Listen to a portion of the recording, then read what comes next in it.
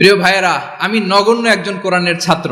এত বিশাল মঞ্চে এত বড় প্ল্যাটফর্মে কথা বলা আমার জন্য সাজে না। তারপরও আমাদের মুরব্বীরা আমাদের ডানে বায়ে বসে আছেন, ওনাদের আদেশ ক্রমে, ওনাদের অনুমতি ক্রমে কিছু কথা আজকের এই ঐতিহাসিক প্রোগ্রামে আপনাদের সামনে উপস্থাপন করার চেষ্টা করব। ওমা তৌফিক ইল্লা বিল্লাহ। প্রিয় ভাইয়েরা, 5 দিন ব্যাপী এই তাফসিরুল কোরআনের প্রোগ্রামে অনেক ওলামা হযরত কথা বলেছেন। যারা কোরআন সুন্নাহ থেকে আমাদেরকে কোরআনের কথাগুলো শোনালেন, আমরা যেন সেগুলো আমল করতে পারি। আল্লাহ আমাদেরকে তৌফিক দান করুক। শুরুতে আমাদের নিয়তটাকে খালেস করে নেওয়া দরকার। এই যে গ্যাদারিং, এই যে হিউজ শোডাউন, এগুলো যদি আমাদের নিজেদেরকে পরিবর্তন না করে, তাহলে এতে কোনো লাভ নাই। জোরে বলেন ঠিক কিনা? এই প্রোগ্রাম যদি আমাদের জীবনকে পরিবর্তন করে, আমাদের চিন্তার ডিএনএ কে চেঞ্জ করে দেয়, তাহলেই চট্টগ্রামের প্যারেড ময়দান সার্থক। আসুন আমরা চিন্তাকে খালেস করে নেই। আমরা সবাই নিয়ত করি যে যতটুকু কথা আমরা কোরআনের আলোকে শুনবো, আমলের নিয়তে শুনবো ইনশাআল্লাহ। বলেন সবাই। আমাদের কথা অনেক বেশি, সময় অনেক কম। আমরা আর কাল বিলম্ব না করে মহাবিশ্বয় মহাগ্রন্থ আল কোরআন আল কারীম থেকে কিছু কথা শুনি। আমি যে টপিকটা নিয়ে আজকের ঐতিহাসিক চট্টগ্রামের প্যারেড ময়দানের তাফসিরুল কোরআন প্রোগ্রামে আলোচনা করব, সেটা হচ্ছে সূরাতু আন-নাহলের 90 নম্বর আয়াত নিয়ে কিছু কথা আমরা উপস্থাপন করবার চেষ্টা করব ইনশাআল্লাহ। আমার খুতবার শুরুতেই আপনারা মোটামুটি আন্দাজ করে ফেলেছেন যে আমি কি নিয়ে আলোচনা করব, কারণ যে আয়াতটি আমি তেলাওয়াত করেছি, এই আয়াতটি প্রায়শই এই ভূখণ্ডে, এই বাংলাদেশে জুমার দিনে খতিব সাহেবরা দ্বিতীয় খুতবা শেষের দিকে পড়ে না? কি কমন পড়ছে? ইন্নাল্লাহা ইয়া'মুরু বিল আদলি ওয়াল ইহসান ওয়া ইতা'i যিল কুরবা ওয়া ইয়ানহা আনিল ফাহশাই ওয়াল মুনকারি ওয়াল বাগি ইয়া'iদুকুম লাআল্লাকুম তাযাক্কারুন। মুখস্থ আছে না সবার? আসুন আমরা এই আয়াতের সরল অর্থ, এর মর্মবাণী, এর সংক্ষিপ্ত তাফসীর সবাই মিলে আজকের এই প্রোগ্রাম থেকে উদ্ধার করার চেষ্টা করি। আপনারা মনোযোগী আছেন তো? ইনশাআল্লাহ। এই আয়াতটা অনেক কম্প্রিহেন্সিভ একটা আয়াত। সাইয়েদনা আব্দুল্লাহ ইবনে মাসউদ রাদিয়াল্লাহু তাআলা আনহু উনি বলেছেন, ইন্নাহা মিন আজমাই আয়াতিল কুরআন। এটা কোরআনের সবচেয়ে জামে মানে আয়াত। যদিও ছোট্ট আয়াত, অল্প কিছু কথামালা, কিন্তু তিনি বলতেন এটা কোরআনের সবচাইতে জামিআ মানে সবচেয়ে কম্প্রিহেন্সিভ একটা আয়াত, যেখানে কথা কম, শব্দ কম, কিন্তু এটার দোতনা, এটার আবেদন, এটার মিনিং অনেক বেশি। সুবহানাল্লাহ। এই আয়াতে আল্লাহ তাআলা বেসিক্যালি আমাদেরকে 3টা বিষয়ে আদেশ করেছেন আর 3টা বিষয়ে বারণ করেছেন, মানে নিষেধ করেছেন। আওয়াজ করে বলুন, আদেশ করেছেন কয়টা? প্রিয় চট্টলার ভাইয়েরা, আমার মতো এই যে 3 আঙ্গুল উঁচু করে বলেন, আদেশ করেছেন কয়টা? আবার নিষেধও কয়টা? মানবো তো আমরা ইনশাআল্লাহ? বলেন সবাই। 3 do's and 3 don'ts, do's and don'ts। 3টা আদেশ, 3টা নিষেধ। এই 3টা আদেশ আর 3টা নিষেধের ভেতরে আল্লাহ তাআলা গোটা ইসলামী শরিয়ার মূল নির্যাসকে ঢুকিয়ে দিয়েছেন। সুবহানাল্লাহ। এই ছোট্ট একটা আয়াতে গোটা ইসলামী শরিয়ার, the gist, the cream of the creams, গোটা ইসলামী শরিয়ার মূল নির্যাসকে আল্লাহ ঢুকিয়ে দিয়েছেন। 3টা আদেশ আর 3টা নিষেধ। আসুন আমরা সরাসরি কোরআন থেকে শুনি। সবাই পড়ুন। আউযু বিল্লাহি মিনাশ শাইতানির রাজীম। বিসমিল্লাহির রহমানির রহিম। ইন্নাল্লাহা ইয়া'মুরু বিল আদলি ওয়াল ইহসানি ওয়া ইতা'i যিল কুরবা ওয়া ইয়ানহা আনিল ফাহশাই ওয়াল মুনকারি ওয়াল বাগি ইয়া'iযুকুম লা'আল্লাকুম তাযাক্কারুন।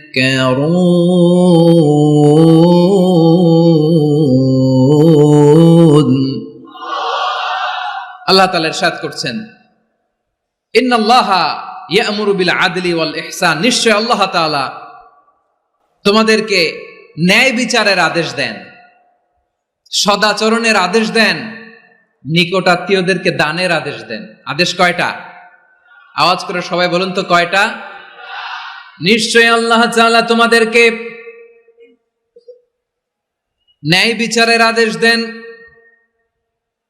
সদাচরণের আদেশ দেন, তিনি তোমাদের নিকটাত্মীয়দেরকে দানের আদেশ দেন, আর তিনি তোমাদেরকে অশ্লীলতা থেকে নিষেধ করেন, মন্দ কাজ থেকে নিষেধ করেন, অবাধ্যতা সীমা লঙ্ঘন থেকে নিষেধ করেন। তিনি তোমাদেরকে উপদেশ দেন যাতে তোমরা শিক্ষা গ্রহণ করো।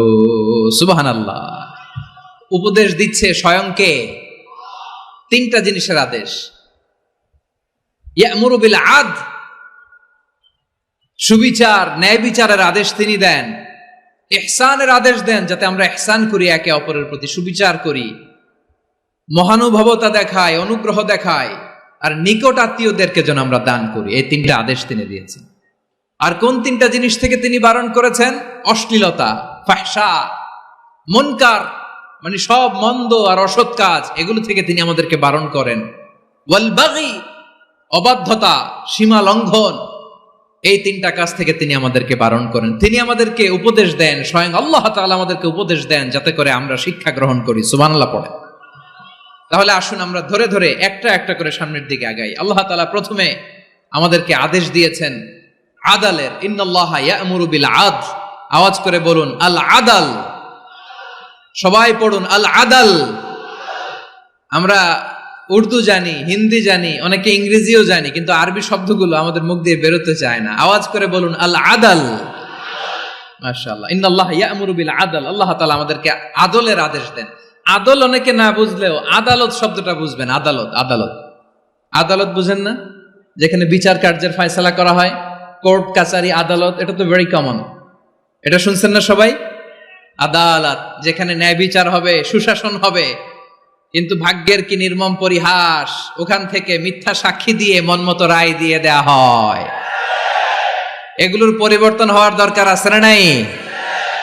প্রিয় ভাইয়েরা, আদালত, আল আদল, ইংরেজিতে বলে জাস্টিস, ন্যায় বিচার, সুবিচার, সুশাসন, জাস্টিস, আল আদল, সব জায়গায় এই জাস্টিস থাকা দরকার। Justice should be prevailed in the society. The mission of all prophet was to uphold the justice. সব নবীর মিশন ছিল এই জাস্টিসকে, আদালকে, সুশাসন আর সুবিচারকে নিশ্চিত করা। পড়েন সুবহানাল্লাহ। And the core message of every divine scripture was to uphold justice. পৃথিবীর সব আসমানি কিতাবের মূল শিক্ষা ছিল এই জাস্টিসকে সমাজে এনশিওর করা, সুবিচার, সুশাসনকে এনশিওর করা। তাহলে প্রিয় ভাইরা, আমরা বুঝতে পারলাম আল আদ শব্দের মানে হচ্ছে ইনসাফ বা সুবিচার বা ন্যায় বিচার। এটা হচ্ছে একটা general meaning, very general meaning. আপনি যদি ইন ডেপথ বুঝতে চান, আরো ভেতরে যান, তাহলে আদাল মানে হচ্ছে সমন্বয়, আদাল মানে হচ্ছে ভারসাম্য, ব্যালেন্স, আদাল মানে হচ্ছে মধ্যম পন্থা। সুবহানাল্লাহ পড়েন। কারণ সব সময় সমান সমান হইলেই সুবিচার হয় না। কথা কি বুঝতেছেন? ইসলামের দ্য কনসেপ্ট অফ আদাল, এটা এমন আদাল, এটা সব সময় সমান সমান নয়। যখন সমান সমান দেয়া দরকার, ইসলাম সমান সমান দেয়। যখন ব্যালেন্স করা দরকার, চেক এন্ড ব্যালেন্স, সমন্বয়, ভারসাম্য করা দরকার, তখন ইসলাম ভারসাম্য করে দেয়। এটার নাম আদাল। সুবহানাল্লাহ। সহজ করে আপনাদেরকে বুঝাই। যেমন ধরুন, একটা পরিবারের 3 জন সদস্য, স্বামী, স্ত্রী আর সন্তান। তাদের সকালবেলার ব্রেকফাস্টে, স্বামীর সকালের নাস্তায় স্বামীর 3টা রুটি লাগে, স্ত্রীর 2টা লাগে, আর সন্তানের 1টা রুটি লাগে। এখন আমি যদি সমান সমান করে আদল করতে চাই, সবাইকে যদি 3টা করে রুটি দেই, তাহলে স্বামী বেচারার জন্য ঠিক আছে? কি বলেন? কথা কি বুঝতেছেন না কষ্ট হয়ে যাচ্ছে? যদি সমান সমানের নিয়মে আগাই, তাহলে 3টা করে যদি রুটি দেই, স্বামীর জন্য ওকে, কিন্তু স্ত্রীর জন্য 1টা বেশি হয়ে যায়। আর সন্তানের জন্য কয়টা বেশি হয়? আচ্ছা, এই তো বুঝতেছেন, মাশাআল্লাহ। আচ্ছা, 2টা করে যদি সবাই দেয় সমান সমান নীতিতে, তাহলে স্ত্রীর জন্য, স্ত্রী বেচারির জন্য ঠিক আছে, কিন্তু স্বামীর কয়টা কম পড়ে? আর সন্তানের বেশি হয়ে যায় কয়টা? আচ্ছা, সমান সমান নীতিতে সবাইকে যদি সকালের নাস্তার জন্য 1টা করে রুটি দেই, সন্তানের জন্য ঠিক আছে, কিন্তু স্ত্রী বেচারির কম পড়ে কয়টা? স্বামীর কম পড়ে কয়টা? 2টা। কথা কি বুঝতেছেন? আর আমি যদি স্বামীকে দেই 3টা, স্ত্রীকে দেই 2টা, আর সন্তানকে দেই 1টা, তাহলে কারো অপচয় হবে না। যার যতটুকু দরকার ঠিক ততটুকুই কাজে লাগবে। চিল্লায় বলেন ঠিক কিনা? এটাই হচ্ছে ইসলামের আদাল, যেখানে যার যতটুকু দরকার তাকে সেখানে ঠিক ততটুকু দিয়ে দেওয়ার নামই হচ্ছে আদল। চিল্লায় পড়েন আল্লাহু আকবার। রব্বুল আলামিন বলেন, ইউসিকুমুল্লাহু ফি আওলাদিকুম লিযযাকারি মিসলু হাযযিল উনসায়াইন। আল্লাহ তোমাদেরকে ওসিয়ত করেন, তোমাদেরকে আদেশ দেন, উত্তরাধিকার সম্পদ যখন বন্টন হবে ছেলেরা যতটুকু পাবে মেয়ে পাবে তার অর্ধেক। সুবহানাল্লাহ বলেন। দেখেন, ছেলে যদ্দূর মেয়ে অর্ধেক, ছেলে ডবল পাবে। আপাত দৃষ্টিতে মনে হয় এখানে অবিচার হয়েছে, কিন্তু আসলে কি অবিচার হয়েছে?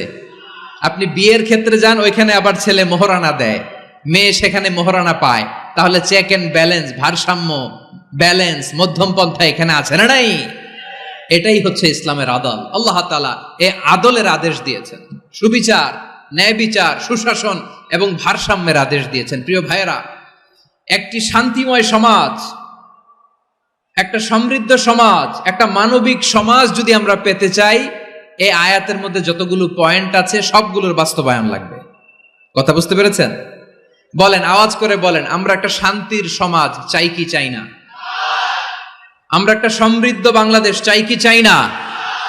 আমরা একটা মানবিক বাংলাদেশ চাই কি চাই না? এই আয়াতে আল্লাহ তাআলা একটা মানবিক সমাজের রূপরেখা টেনেছেন। তার প্রথম কথা হচ্ছে, ইন্নাল্লাহা ইয়ামুরু বিল আদল। আল্লাহ তাআলা তোমাদেরকে আদলের নির্দেশনা দেয়, সুবিচার, সুশাসনের নির্দেশনা দেয়। যে সমাজে আদল থাকে না সেই সমাজে জুলুম মানুষের ঘাড়ে চেপে বসে। আদলের বিপরীত হচ্ছে জুলুম। আদলের বিপরীত কি? জুলুম বা জাওর, অত্যাচার, অবিচার, বৈষম্য। এই যে বৈষম্য বিরোধী ছাত্র আন্দোলন কমন পড়ছে? এই যে একজন সমন্বয়ক তো দেখা করলো আমার সাথে। জুলুম মানে হচ্ছে বৈষম্য। বৈষম্যের স্থান ইসলামে নাই, অবিচারের স্থান ইসলামে নাই, জুলুমের স্থান ইসলামে নাই। আল্লাহ তাআলা বলেন যে আমি জুলুমকে নিজের জন্য হারাম করেছি এবং তোমাদের জন্য হারাম করেছি। বিশ্বনবী ফরমান, আল্লাহ তাআলা বলেন হাদিসে কুদসিতে, ইয়া ইবাদি ইন্নী হারামতুয যুলমা আলা নাফসি ওয়াজআলতুহু বাইনাকুম মুহাররামান ফালা তাযালামু। আমার গোলামেরা শোনো, নিশ্চয় আমি আল্লাহ তাআলা জুলুমকে আমি আমার উপরে হারাম করেছি, অনুরূপভাবে জুলুম করাকে তোমাদের উপরেও হারাম করেছি। ফলে ফালা তাযালামু, তোমরা একে অপরের সাথে জুলুম করো না। নির্দেশনাটা কার? খবরদার, জুলুমের সাথে আমাদের কোনো সম্পর্ক, জুলুমের সাথে ইসলামের কোনো সম্পর্ক নাই। আল্লাহ তাআলা জালিমদের জন্য কঠিন শাস্তি প্রস্তুত করে রেখেছেন। যারা এই আদলকে ভুলুণ্ঠিত করে জুলুমের রাস্তায় হাঁটতে চায়, তাদের প্রাপ্য কিয়ামতের ময়দানে বুঝিয়ে দিবে কে? আল্লাহ তাআলা তাদের প্রাপ্যকে বুঝিয়ে দিবেন। এজন্য বিশ্বনবী বলে, খবরদার, তোমরা ইনসাফ করবে, আদল করবে, জুলুম করবে না। আর যুলমু যুলুমাতুন ইয়াউমাল কিয়ামা, জুলুম কিয়ামতের দিন অন্ধকার হয়ে জালিমের ঘাড়ে চেপে বসবে। আবার বিশ্বনবী বলতেন, ইত্তাকি দাওয়াতাল মাজলুম, খবরদার, তোমরা মজলুমের কান্নাকে ভয় করো। ফাইন্নাহু লাইসা বাইনাহু ওয়া বাইনাল্লাহি হিজাব, কেননা মজলুমের কান্নার মাঝে আর আল্লাহর আরশের মাঝে কোনো পর্দা থাকে না। বিশ্বাস হয়? এই কথা বিশ্বাস হয়? এর জলজ্যান্ত প্রমাণ তো আমরা নিজেরাই দেখলাম। হ্যাঁ, মজলুমের কান্না ফুলে ফেপে মহিরুহ হয়ে, পাহাড়ের মতো হয়ে, বিস্ফোরিত হয়ে জালিমের মসনদকে ছারখাড় করে দিয়েছে। এর প্রমাণ তো আমরা নিজেরাই তো দেখলাম। জালিমের পরিণতি কি হয় আমরা জীবদ্দশাই তো দেখলাম। এমনও কোনো জুলুম নাই যে হয় নাই, ঠিক কিনা বলেন? আহারে জুলুম, আহারে জুলুম। রিসেন্টলি আয়না ঘরের কিছু ছবি প্রকাশিত হয়েছে সোশ্যাল মিডিয়ায়, দেখেছেন আপনারা? হ্যাঁ, ছোট্ট একটা জায়গা, স্বাধীন মানুষকে প্রাণীর মতো, পাখির মতো খাঁচায় বন্দী করে রেখেছে। কখন দিন কখন রাত কিচ্ছু জানে না, কখন দিন কখন রাত কিছু জানে না। বছরের পর বছর কেটে গিয়েছে। এক্সট্রা জুডিশিয়াল কিলিং এর কোনো হিসাব নাই, বিচার বহির্ভূত হত্যা, এনফোর্স ডিসঅ্যাপিয়ারেন্স, গুম, যেটা সবচাইতে বড় মানবতা বিরোধী অপরাধ। কত মানুষ যে গুম হয়েছে তার কোনো ইয়ত্তা নাই। যেই ফ্যামিলির সদস্য গুম হয়েছে তারা কি ওই লোকটার জন্য মাগফিরাতের দোয়া করবে? নাকি সুস্বাস্থ্যের দোয়া করবে তারা নিজেরাও জানতো না, কারণ জানে না ও বেঁচে আছে না মরে গেছে। আহা, বিডিআর নওজোয়ানদের যারা ছাড়া পেল দেখলাম, বিনা অপরাধে, কোনো অন্যায় ছাড়া, অপরাধ ছাড়া তাদের জীবন থেকে, তাদের তারুণ্যের, তাদের যৌবনের 15 বছর, 16 বছর, 17 বছর নাই, 6 মাস বয়সের ছোট বাচ্চাকে রেখে জেলে গেছে।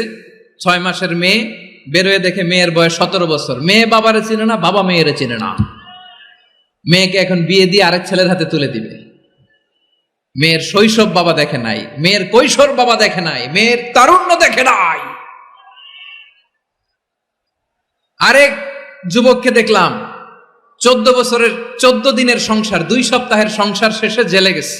কত যুবকের যে স্ত্রী চলে গিয়েছে ফ্যামিলি ছেড়ে, কারণ জানে না তো কবে আসবে, কি হবে, কেউ জানতো না। দাম্পত্য জীবনের মাত্র 14 দিনের স্মৃতি, এই স্মৃতিকে আঁকড়ে ধরে এক বোন 16টা বছর, 17টা বছর কাটিয়ে দিয়েছে। আমি নিউজটা দেখে ভাবলাম, আমার এই বোনের প্রতিটি দিন কিভাবে কেটেছে, প্রতিটি রাত কিভাবে কেটেছে, প্রতিটি ক্ষণ কিভাবে কেটেছে। বিশ্বনবী বলেছেন, ইত্তাকি দাওয়াতাল মাজলুম ফাইন্না লাইসা বাইনাহু ওয়া বাইনাল্লাহি হিজাব। মাজলুমের কান্নাকে ভয় করো, কারণ মাজলুমের কান্না আর আল্লাহর মাঝে কোনো পর্দা থাকে না। আমরা আর এরকম কোন জুলুম বাংলাদেশে দেখতে চাই না, জোরে বলেন ঠিক কিনা? আর কেউ নতুন করে জালিম হোক আপনারা চান? আবার নতুন করে কেউ ফ্যাসিস্ট হোক আপনারা চান? এক দল আরেক দলকে নিশ্চিহ্ন করার রাজনীতিতে মেতে উঠুক, এটা আপনারা চান? আমরা বাংলাদেশকে আদল দিয়ে সাজাতে চাই। আমরা এই 56,000 বর্গ মাইলের প্রতিটা ইঞ্চি মাটিকে কোরআনের আইন দিয়ে সাজাতে চাই। রাজি আছেন আপনারা? কারা কারা রাজি দেখান হাত তোলে আল্লাহকে।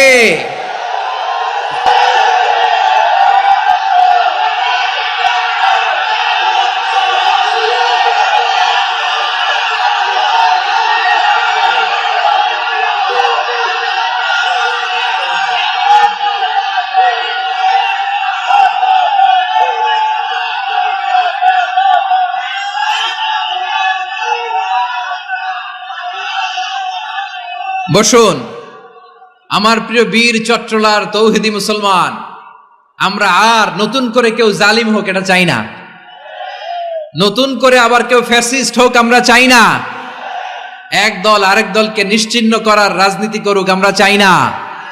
আমরা সুশাসনের বাংলাদেশ চাই, আমরা মানবিক বাংলাদেশ চাই, আমরা একটা সমৃদ্ধ বাংলাদেশ চাই, আমরা বিশ্বের বুকে সম্মান নিয়ে মাথা উঁচু করে দাঁড়াতে চাই, ঠিক কিনা বলেন?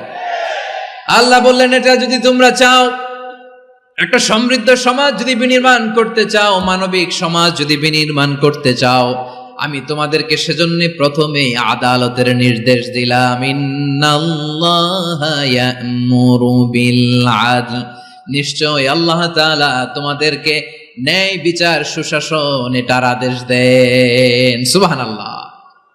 আদাল, ন্যায় বিচারের আদেশ আল্লাহ তাআলা কোরআনের বিভিন্ন আয়াতে দিয়েছেন। আল্লাহ তাআলা বলছেন, ইন্নাল্লাহা ইয়া'মুরুকুম আন তুআদ্দুল আমানাতি ইলা আহলিহা ওয়া ইযা হাকামতুম বাইনান নাসি আন তাহকুমু বিল আদল ইন্নাল্লাহা নি'ম্মা ইয়া'iযুকুম বিহি ইন্নাল্লাহা কানা সামিআন বাসীরা। আল্লাহ তাআলা বললেন, আল্লাহ আদেশ দিচ্ছেন, যে ব্যক্তি আমানতের হকদার তার হাতে তোমরা আমানত পৌঁছে দাও, আর যখন তোমরা বিচার কার্য করবে, বিচার ফয়সালা করবে, আদালতের সাথে করো। সুবহানাল্লাহ বলেন। ওয়া ইযা হাকামতুম বাইনান নাসি আন তাহকুমু বিল আদল, আদালতের সাথে করবা। আল্লাহ তাআলা বলেন, যারা জাজ হবে, বিচারক হবে, তাদের যদি বাদী বিবাদীর কারো সাথে শত্রুতা থাকে, কারো সাথে যদি কোনো ধরনের রেষারেষি থাকে, আল্লাহ বলেন বিচার কার্য করতে যে ওই শত্রুতা রেষারেষির কারণে আদালতের বাইরে যে অবিচার করে বিচার করো না। ওয়ালা ইয়াজরিমান্নাকুম শানাআনু কওমিন আলা আল্লা তা'দিলু ই'দিলু হুয়া আকরাবু লিত্তাকওয়া ওয়াত্তাকুল্লাহা ইন্নাল্লাহা খাবীরুম বিমা তা'মালুন। খবরদার কোন জাতির প্রতি, কোন গোষ্ঠীর প্রতি, কোন গোত্রের প্রতি আক্রোশ যেন তোমাদেরকে ন্যায় বিচার থেকে দূরে সরিয়ে না দেয়, বরং আমি আল্লাহর আদেশ হলো ই'দিলু, তোমরা আদল করো, ন্যায় বিচার করো, সুবিচার করো, সুশাসন প্রতিষ্ঠা করো। হুয়া আকরাবু লিত্তাকওয়া, এটাই তাকওয়ার সবচেয়ে কাছাকাছি। সুবহানাল্লাহ বলেন। কোরআনের বিভিন্ন আয়াতে আল্লাহ তাআলা স্পেসিফিকলি ধরে ধরে বিচার করার সময় আমরা যেন আদল করি সেটা বলেছেন। কোরআনের কোন কোন জায়গায় আল্লাহ তাআলা এই আল আদ শব্দটা ব্যবহার করেছেন। আবার একই জিনিস ইনসাফ, সুবিচার, সুশাসন, ন্যায় বিচার, ন্যায় পরায়ণতা বুঝাতে আল্লাহ তাআলা কখনো কখনো আল কিসত শব্দটা ব্যবহার করেছেন। আওয়াজ করে সবাই বলুন আল কিসত। প্রিয় ভাইরা, সবাই আওয়াজ করে আমার সাথে সাথে বলুন আল কিসত। আল্লাহ তাআলা বলেন ওয়া ইন হাকামতা ফাহকুম বাইনাহুম বিল কিসতি ইন্নাল্লাহা ইউহিব্বুল মুকসিতিন। যখন তুমি বিচার করবে, বিশ্বনবীকে উদ্দেশ্য করে অ্যাড্রেস করে বললেন, নবী হে, ইহুদিরা কোনো বিষয়ে মীমাংসার জন্য যদি আপনার দরবারে আসে, যদি বিচার করতে হয়, খবরদার অবিচার করবেন না। ফয়সালা যেটা করবেন কিসতের সাথে করবেন, ন্যায় পরায়ণতার সাথে করবেন, কারণ ইন্নাল্লাহা ইউহিব্বুল মুকসিতিন, নিশ্চয় আল্লাহ রাব্বুল ইজ্জাত ন্যায় পরায়ণশীলদেরকে বড্ড ভালোবাসেন। সুবহানাল্লাহ বলেন। ন্যায় পরায়ণ লোকদেরকে আল্লাহ তাআলা বড্ড ভালোবাসেন। অন্য আয়াতে আল্লাহ তাআলা বলছেন وَنَضَعُ الْمَوَازِينَ الْقِسْطَ لِيَوْمِ الْقِيَامَةِ فَلَا تُظْلَمُ نَفْسٌ شَيْئًا। আমি কিয়ামতের দিন ন্যায় পরায়ণতার মানদণ্ড স্থাপন করব, যেটাকে আমরা মিজানের পাল্লা বলি। আল্লাহ বলেন ন্যায় বিচারের মানদণ্ড কিয়ামতের ময়দানে আমি আল্লাহ স্থাপন করব। সেদিন কারো প্রতি বিন্দু পরিমাণ, এক চুল পরিমাণ অবিচার করা হবে না, কোনো অবিচার করা হবে না। সেদিন সুশাসন হবে, সুবিচার হবে, ন্যায় পরায়ণতার সাথে বিচার হবে। আওয়াজ করে পড়েন আল্লাহু আকবার। তাহলে প্রিয় ভাইরা, যে তিনটি বিষয়ে আল্লাহ তাআলা আমাদেরকে আদেশ দিয়েছেন, তার প্রথমটা হচ্ছে আদালত, ইনসাফ, সুবিচার, ন্যায় বিচার। এটা আমরা চাই কি চাই না? বিশ্বনবী ন্যায় বিচার, ন্যায় পরায়ণতা, সুশাসন প্রতিষ্ঠিত করেন কি করেন নাই? আপনারা বিশ্বনবীর সিরাত যারা পড়েছেন, আপনি দেখবেন বিশ্বনবীর সিরাতের পরতে পরতে, বাঁকে বাঁকে, সিরাতের বাঁকে বাঁকে এই আদালতের নমুনা মেলে। সুবহানাল্লাহ বলেন। ছোট্ট একটা নমুনা রাসূল সাল্লাল্লাহু আলাইহি ওয়াসাল্লামের আসসিরা আল আতরা থেকে ছোট্ট একটা নমুনা আপনাদের খেদমতে এখানে উপস্থাপন করি। বিশ্বনবী সাল্লাল্লাহু আলাইহি ওয়াসাল্লাম মক্কা বিজয় করলেন ৮ম হিজরিতে। মক্কা বিজয় শেষে তিনি কয়েক সপ্তাহ মক্কাতে অবস্থান করলেন। ইন দ্য মিন টাইম মক্কার একটা ভেরি প্রেস্টিজিয়াস এন্ড ডিগনিফাইড ফ্যামিলির নারী চুরিতে ধরা পড়ল। কিসে ধরা পড়ল? সবাই বলেন কিসে? আমাদের সমাজে আসেনি এটা? আছে? ছোট না বড়? হ্যাঁ, হিসাব করে শেষ করা যায় না। ৩.৫ লাখ কোটি টাকা নাই উন্নয়ন প্রকল্পের নামে। উন্নয়ন প্রকল্পের নামে ৩.৫ লাখ কোটি টাকা নাই। ৩.৫ লাখ কোটি টাকা লিখতে পারবেন আপনি? একটানা লিখতে পারবেন? বুঝতেছেন কত বড় সংখ্যা? বনু মাখজুমিয়া গোত্রের এক নারী মক্কায় চুরিতে ধরা পড়ল। বলেন তো চুরি করলে বিধান কি? কি কাটতে হবে? চুরির বিধান হলো হাত কেটে দাও। দাও সেটা গোপনে নয়, প্রকাশ্যে জনসম্মুখে হাত কেটে দাও। বনু মাখজুমিয়া গোত্রের নারী যখন চুরিতে ধরা পড়লো, সাহাবারা চিন্তায় পড়ে গেলেন। সবেমাত্র মক্কার লোকেরা কালিমা পড়ে মুসলমান হয়েছে, ইসলামের আইন কানুন তেমন জানে না, ইসলামী শরিয়ার সাথে বেশি পরিচিত নয়। এখনো যদি বিশ্বনবী চুরির যেই বিধান এটা যদি কায়েম করে হাত যদি কেটে দেয়, না জানি মক্কার লোকেরা আবার বিগড়ে যায়, না জানি মক্কার লোকেরা আবার মুরতাদ হয়ে যায়, না জানি মক্কার লোকেরা ইসলাম থেকে দূরে সরে যায়।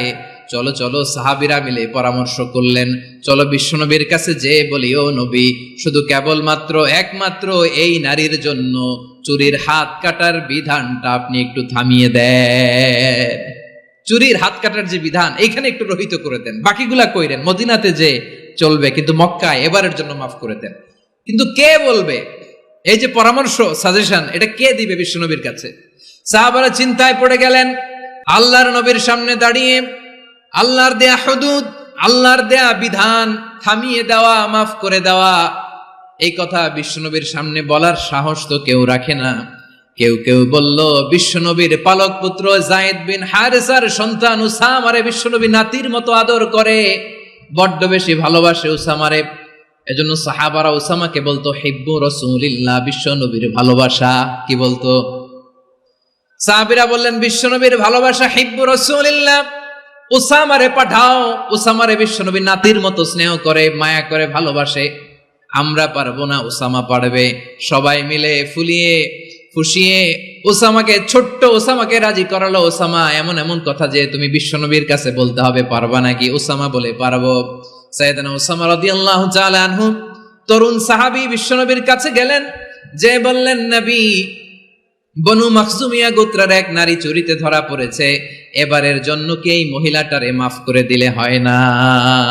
এবারের জন্য একটু ক্ষমা করা যায় না নবী? বিশ্বনবী বলেন, আতাশফাউ ফি হাদ্দিম মিন হুদুদিল্লাহ, তোমার এত বড় সাহস উসামা, তুমি আল্লাহর হাদ, আল্লাহর দেয়া বিধান, এটার ব্যাপারে সুপারিশ করতে এসেছো? তোমরা কি জানো তোমাদের আগে যত কওম, যত গোত্র, যত জনপদ ধ্বংস হয়েছে তার কারণ ছিল তাদের মধ্যে গরিবরা অন্যায় করলে তারা বিচার করত, আর ধনীরা অন্যায় করলে তারা মাফ করে দিত। খবরদার! ওয়া আইমুল্লাহ লাউ আন্না ফাতিমাতা বিনতি মুহাম্মাদিন সারাকাত লাকাতা মুহাম্মাদুন ইয়াদাহা। বিশ্বনবী বললেন, ওরে ওসামা, বানু মাখজুমিয়ার ওই প্রেস্টিজিয়াস এন্ড ডিগনিফাইড ফ্যামিলির মেয়ে তো দূর কি বাত, অনেক দূরের কথা। জেনে রেখো ওসামা, আমার কলিজার টুকরা, নয়নের পুটুলি ফাতেমাও যদি মক্কার জমিনে আজকে এই চুরির দায়ে ধরা পড়তো, আমি বিশ্বনবী মুহাম্মাদুর রাসূলুল্লাহ ধরে ফাতেমার ডান হাতটা কেটে দিতে এক বিলম্ব দেরি করতাম না। ইন্নাল্লাহা ইয়া'মুরু বিল আদল, আমাদেরকে জাস্টিস শিখায় পশ্চিমারা, আমাদেরকে ইনসাফ শিখায়, আমাদেরকে সুশাসন শিখায়। আর ইনসাফ, সুশাসন, ন্যায় বিচার, সুবিচার, জাস্টিস কারে বলে বিশ্বনবীর বায়োগ্রাফি থেকে জেনে নাও। এই ছিল বিষ্ণু ঈসা ইসলামের আদালতের নমুনা। আপনি যদি সাইয়েদনা ওমরে ফারুকের জীবনের দিকে তাকান, এমন কঠোর, এমন বীর সেনানী ছিলেন। সাইয়েদনা ওমরে ফারুক যদি রাস্তার এই মাথা দিয়ে হাঁটা শুরু করতেন, শয়তান ওমরে ফারুককে দেখলে ওই রাস্তা রেখে দিয়ে অন্য রাস্তা দিয়ে হাঁটতো। সুবহানাল্লাহ। ওমরে ফারুক রাদিয়াল্লাহু তাআলা আনহু কি পার্সোনালিটি ছিল, কি পার্সোনালিটি! আমাদের এলাকায় ছোট বাচ্চারা রাতে ভাত খেতে চায় না, আমার মেয়েটাও খেতে চায় না। এই এটা দিব, ওইটা দিব, আজকে মাহফিলে আসার সময় বলে দিছে লিস্ট করে এটা এটা আনতে হবে। তো ছোট্ট বাচ্চাদের অনেক বায়না থাকে, ওরা রাতে খেতে চায় না। তো মায়েরা বিভিন্ন ভয় দেখায়, এই বাঘ আসবে, বাঘ আসবে খাও, এই ভূত আসবে, ভূত আসবে খাও। আপনারা কি বলেন চট্টগ্রামে? কি আসবে? হ্যাঁ, ভূত, ভূত, ভূত আসবে, বাঘ আসবে, খাও খাও খাও, তাড়াতাড়ি খাও। তো বাচ্চারা এগুলো শুনে ভয়ে খেতে শুরু করে। মদিনার জমিনেও একই ঘটনা ঘটতো। মদিনার ছোট্ট ছোট্ট সোনামণিরা খেতে চাইতো না। তো মায়েরা বলতো, হা হুয়া ইয়াতি উমর, হা হুয়া ইয়াতি উমর, ওই যে ওমর আসতেছে, ওমর। ওমরে ফারুকের কথা শুনলেই বাচ্চারা একেবারে ঠান্ডা। সুবহানাল্লাহ পড়বেন না? প্রভু তুমি বলেছ রাসূল দেবে না, বলনি দেবে না ওমর, বলনি দেবে না হামজা তারিক, খালিদ বিজয় সমর। প্রভু তুমি বলেছ রাসূল দেবে না, বলনি দেবে না ওমর, বলনি দেবে না হামজা তারিক, খালিদ বিজয় সমর। প্রভু তুমি বলেছ রাসূল দেবে না। আল্লাহু আকবার। ওমর ফারুক রাদিয়াল্লাহু তাআলা আনহু, ওনার কথা শুনলে গায়ের মধ্যে গুজবাম হয়, গায়ের পশমগুলো দাঁড়িয়ে যায়। সুবহানাল্লাহ বলেন। কি পার্সোনালিটি ছিল, কি ব্যক্তিত্ব ছিল। মুনাফিকরা ওমরে ফারুককে জমের মতো ভয় পেতেন। শয়তান, খুদ শয়তান, শয়তান অন্য রাস্তা দিয়ে হাঁটতো। ওমরে ফারুক রাদিয়াল্লাহু তাআলা আনহুর জীবনে যদি দেখেন, তাহলে সেখানে আপনি আদালতের, ইনসাফের, সুশাসনের, জাস্টিসের নমুনা দেখতে পাবেন। কয়টা শুনবেন? সাইয়েদনা ওমরে ফারুকের রাদিয়াল্লাহু তাআলা আনহুর সন্তান আব্দুর রহমান মিশরে মদ খেয়ে মদ্যপ অবস্থায় ধরা পড়েছে। মদ খাওয়ার কারণে, মদ যদি কেউ পান করে আর যদি প্রমাণিত হয়, তার বিচার হলো 80 বেত। আওয়াজ করে বলেন কয় বেত? বাংলাদেশেও তো এই আইন আছে নাকি? বাংলাদেশে আছে? হ্যাঁ, মদ খাইলে 80 বেত, এই আইন বাংলাদেশে চালু হোক। আমরা চাই কি চাই না? চাই সবাই। এজন্যই তো ইসলাম ভাল লাগে না। ইসলামকে ভাল লাগে না। ইসলামকে আউট করে রাখতে পারলেই তো এরকম বড় বড় বোতল খাওয়া যায়। একেবারে সহজ, পানির মতো সহজ হিসাব, একেবারে সহজ। ওমরে ফারুক রাদিয়াল্লাহু তাআলা আনহুর ছেলে ভুল করে মদ পান করে ফেলেছিলেন। আব্দুর রহমান, ঘটনা ঘটেছে মিশরে। মিশরের গভর্নর তখন আমর ইবনুল আস রাদিয়াল্লাহু তাআলা আনহু। আব্দুর রহমানের ভাই যে গভর্নরকে বলল, গভর্নর যদি একটু দয়া করেন, খলিফার ছেলে আমার ভাই আব্দুর রহমান মদ্যপ অবস্থায় ধরা পড়েছে, জনসম্মুখে যদি আপনি বেত্রাঘাত করেন আমাদের প্রেস্টিজ থাকে না, যদি 80 বেত আপনি মারেন আমার কোনো কথা নাই, কিন্তু ঘরের ভেতরে মারেন। আব্দুর রহমানের ভাইয়ের সুপারিশ শুনে সাইয়েদনা আমর ইবনুল আস রাদিয়াল্লাহু তাআলা আনহু রাজি হয়ে গেলেন। ঘরের ভেতরে লোকচক্ষুর আড়ালে 80 বেত তিনি মানলেন। কিন্তু ঘটনাক্রমে এই কথা লুকিয়ে লুকিয়ে ঘরের ভেতরে 80 বেত মারার কথা সাইয়েদনা ওমর ফারুক মদিনা থেকে জানতে পারলেন। মদিনা থেকে তিনি ফরমান জারি করলেন, এই বিচার যেমনটি আমর ইবনুল আস আদায় করেছে, এটা প্রকৃতপক্ষে আদায় হয় নাই। আসো সবাই মদিনায় আসো, আমর ইবনুল আস মদিনায় আসো, আব্দুর রহমানও আসো, সবাই আসো, জনসম্মুখে এই বিচার কার্যকর করতে হবে। সাইয়েদনা ওমর ফারুক মসজিদে নববীর পিলারের মধ্যে নিজের ছেলেকে বাঁধলেন, আবার জনসম্মুখে 80টা বেত তার গায়ের মধ্যে মারলেন। মাজমুয়ে ফাতাওয়া ইবনে তাইমিয়া রাহিমাহুল্লাহ উনি এটা নকল করেছেন। এটা সবচেয়ে বিশুদ্ধ মত। আরো অনেক মত আছে, মারা গেছে কবরের উপর, ওগুলো বাদে দিলাম। কেমন খলিফা ছিলেন, কেমন খলিফা! পশ্চিমারা তোমরা জাস্টিস আমাদেরকে শেখাও, ইনসাফ কারে বলে, সুশাসন আমাদেরকে তোমরা শিখাও। ওমরে ফারুক রাদিয়াল্লাহু তাআলা ওই বিচারকে তিনি ধর্তব্য মনে করেন নাই। মদিনাতে এনে আবার জনসম্মুখে আবার 80 বেত মেরেছেন। মিশরে ওমরে ফারুক রাদিয়াল্লাহু তাআলা আনহু আমর ইবনুল আসকে গভর্নর করে পাঠালেন। সেখানে আমর ইবনুল আসের ছেলে একটা প্রতিযোগিতায় রানার আপ হয়েছে। এক মিশরি সেখানে চ্যাম্পিয়ন হয়েছে। রানার আপ বুঝতে পেরেছেন তো? রানার আপ সেকেন্ড হয়েছে, এক মিশরি হয়েছে চ্যাম্পিয়ন প্রথম। কিন্তু গভর্নরের ছেলে ও জিততে পারে নাই। ও রাগে ওই মিশরির গায়ের মধ্যে কয়েকটা লাঠি দিয়ে বাড়ি মেরেছে। মিশরি যে মদিনাতে ওমরে ফারুকের কাছে বিচার দিলেন, আপনার গভর্নরের ছেলে অন্যায়ভাবে আমার গায়ে হাত তুলেছে। সাইয়েদনা ওমরে ফারুক আবার ফরমান জারি করলেন, আসো মদিনাতে আসো। মিশরীকে ডাকলেন। ওই মিশরের গভর্নর আমর ইবনুল আস রাদিয়াল্লাহু তাআলা আনহুকে ডাকলেন, তার ছেলেকেও ডাকলেন। সবাই বসে রইল। আমর ইবনুল আস রাদিয়াল্লাহু তাআলা আনহু মাথা নিচু করে বসে আছেন, লজ্জায় কাচুমাচু। হায় হায়, আজকে আমার ছেলের কারণে আমিরুল মুমিনিন খলিফাতুল মুসলিমিন ওমরে ফারুকের কাছে আমি জনসম্মুখে লজ্জিত হচ্ছি। সাইয়েদনা ওমরে ফারুক বললেন, এই নাও লাঠি, গভর্নরের ছেলে তোমার মাথার মধ্যে যতগুলো বাড়ি মেরেছে, আজকে জনসম্মুখে তুমি অতগুলা বাড়ি মারো। মিশরি বলে, থাক, আপনি যে ডেকে আনছেন সবার সামনে এটা বলছেন, এতেই আমি খুশি। আল্লাহু আকবার! আপনার মহানুভবতা দেখে আমি খুশি, আর অপমানের দরকার নাই। ওমরে ফারুক বলে, না, খবরদার, এই কথা মিশরি তুমি বলো না, মারো, যতগুলা বাড়ি মেরেছে মারো।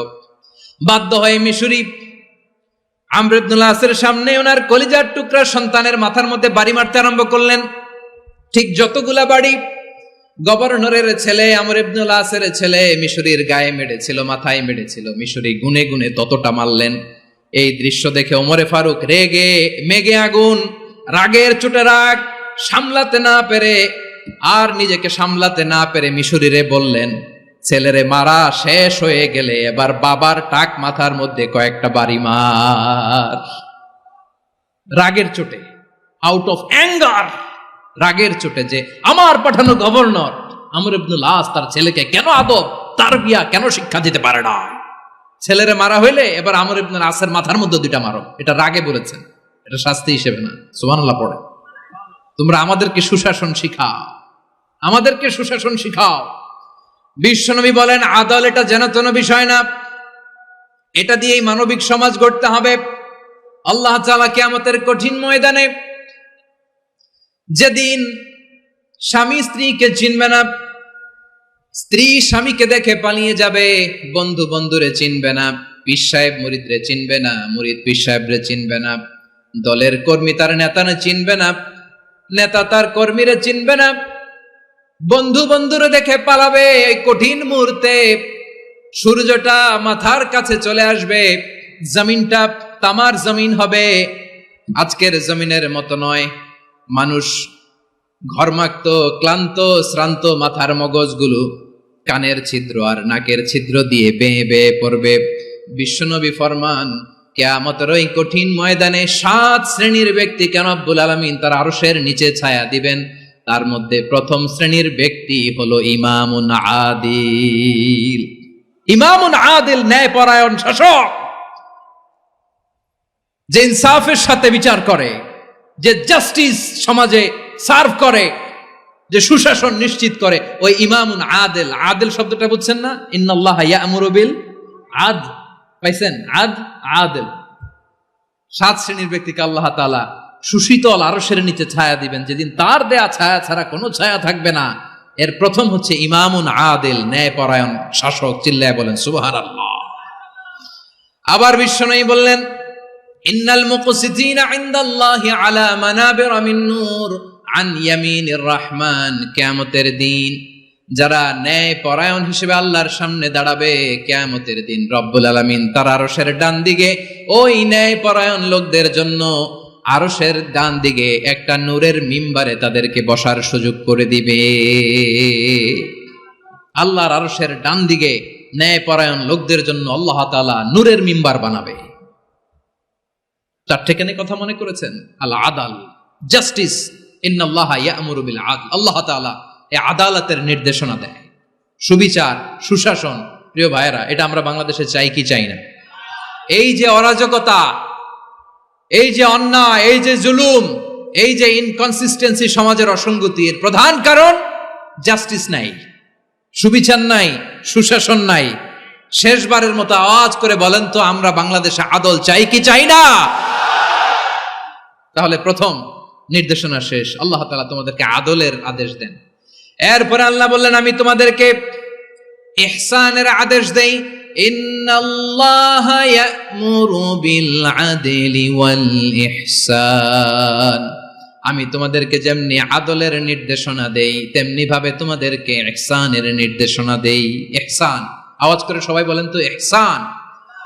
সবাই বলেননি, সবাই বললে এতটুকু আওয়াজ হবে আমি বিশ্বাস করি না। আওয়াজ করে বলুন আল ইহসান। ইহসান মানে কারো প্রতি সফট হার্টেড হওয়া, মহানুভব হওয়া, অনুগ্রহ পরায়ণ হওয়া, অনুগ্রহশীল হওয়া, একে অপরের প্রতি দয়াদ্র হওয়া। একে অপরের প্রতি দয়াদ্র অনুগ্রহশীল হওয়া ছাড়া মানবিক সমাজ কশিনকালেও গঠন করা সম্ভব না। প্রিয় ভাইয়েরা, সুন্দর আচরণ দিয়ে, ইহসান দিয়ে যা জয় করা যায়, নরম আচরণ দিয়ে যেটা অর্জন করা যায়, কঠোরতা দিয়ে সেটা পারা যায় না। বিষ্ণু ঈসা ইসলাম ইহসান দিয়ে, কোমল আচরণ দিয়ে, তার অনুগ্রহ দিয়ে তিনি অনেক কাফিরের হৃদয়কে জয় করে ফেলেছেন।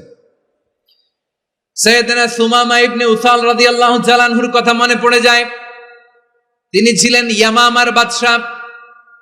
মদিনাতে বিশ্বনবীকে হত্যা করার নিয়তে এসেছিলেন। গোপনে গোপনে বিশ্বনবীকে হত্যা করে আবার ইয়ামামাতে তিনি ফিরে যাবেন। কিন্তু কি অবাক করা কাণ্ড, হত্যা করতে পারে নাই, সাহাবাদের হাতে তিনি ধরা পড়ে গেলেন। সাইয়েদনা সুমামা ইবনে উসাল রাদিয়াল্লাহু তাআলা আনহু হত্যার নিয়তে আসলেন, কিন্তু হত্যা করতে পারলেন না। সাহাবারা ওনাকে ধরে ফেললেন, ধরে মসজিদে নববীর পিলারের মধ্যে বেঁধে রাখলেন। সুমামা ইবনে উসাল, সিরাত থেকে শুনি, সিরাত থেকে শোনাচ্ছি। রাদিয়াল্লাহু তাআলা আনহু ইয়ামামার অধিপতি ছিলেন। ইয়ামামা বিশ্বনবীকে হত্যার জন্য আসছেন, ধরা পড়ে গেছেন, এখন মসজিদে নববীতে বেঁধে রাখছে, তার মানে বন্দী। এখন স্ট্যাটাস কি? বন্দী, ক্যাপটিভ। বিষ্ণু ইসলাম সাহাবাদেরকে বললেন তার খোঁজ খবর নিও, সুমামা ইবনে উসালের খোঁজ খবর নিও। সাহাবারা বলেন, ইয়া রাসূলুল্লাহ, আপনাকে হত্যা করতে এসেছে, তার তো কঠিন ক্যাপিটাল পানিশমেন্ট হওয়া দরকার, কঠিন শাস্তি হওয়া দরকার। বিষ্ণু বললেন, না, আমি যেটা জানি তোমরা সেটা জানো না, তোমরা সুমামার সাথে ভালো আচরণ করো। বিশ্বনবী সুমামার কাছে গেলেন। প্রথম দিন যে তিনি কালেমার দাওয়াত দিলেন, ঈমানের দাওয়াত দিলেন, ইসলামের দাওয়াত দিলেন, রিসালাতের দাওয়াত দিলেন, আখিরাতের দাওয়াত দিলেন। পরের দিন যে বিশ্বনবী সালাতের দাওয়াত দিলেন, যাকাতের দাওয়াত দিলেন, ইসলাম কি, কিভাবে, কেমন করে পালন করতে হয় চমৎকার আর্টিকুলেট করতে শুরু করলেন। তন্ময় হয়ে সুমামা ইবনে উসাল রাদিয়াল্লাহু তাআলা আনহু বিশ্বনবীর কথাগুলো শুনতে আরম্ভ করলো। একদিন নয়, 2 দিন নয়, টানা 3 দিন বিশ্বনবী সুমামার কাছে ইসলামকে প্রেজেন্ট করেছেন, উপস্থাপন করেছেন। আওয়াজ করে বলেন, কয় দিন? 3 দিন। 3 দিন মসজিদে নববীতে বাঁধা। আর সাহাবীদেরকে বললেন তার খোঁজ খবর নিও, তোমরা যে রুটি বানাও এর মধ্যে সবচেয়ে ভালো আটার রুটিটা তারে দিও, সবচেয়ে রিফাইন্ড খেজুর, যেটা পিওর খেজুর, এটা তারে দিও। আর বিশ্বনবী নিজের উট থেকে দুধ দহন করে ওনার বাড়ির এক কর্মচারীকে বলেছেন, দুধ দহন করে সুমামার জন্য নিয়ে যেও। সুবহানাল্লাহ পড়বেন না? সবাই তো অবাক, ইয়ামামা থেকে আসছে নবীকে হত্যা করতে, বিশ্বনবী দেখে তারে জামাই আদর করে, তাকে মজার মজার খাবার দিও, দুধ দিও, আদর আপ্যায়ন করো। 1 দিন নয়, 2 দিন নয়, টানা 3 দিন বিশ্বনবী এভাবে সুমামার কাছে যে ইসলামকে প্রেজেন্ট করতে আরম্ভ করলেন, ইসলামকে উপস্থাপন করতে শুরু করলেন।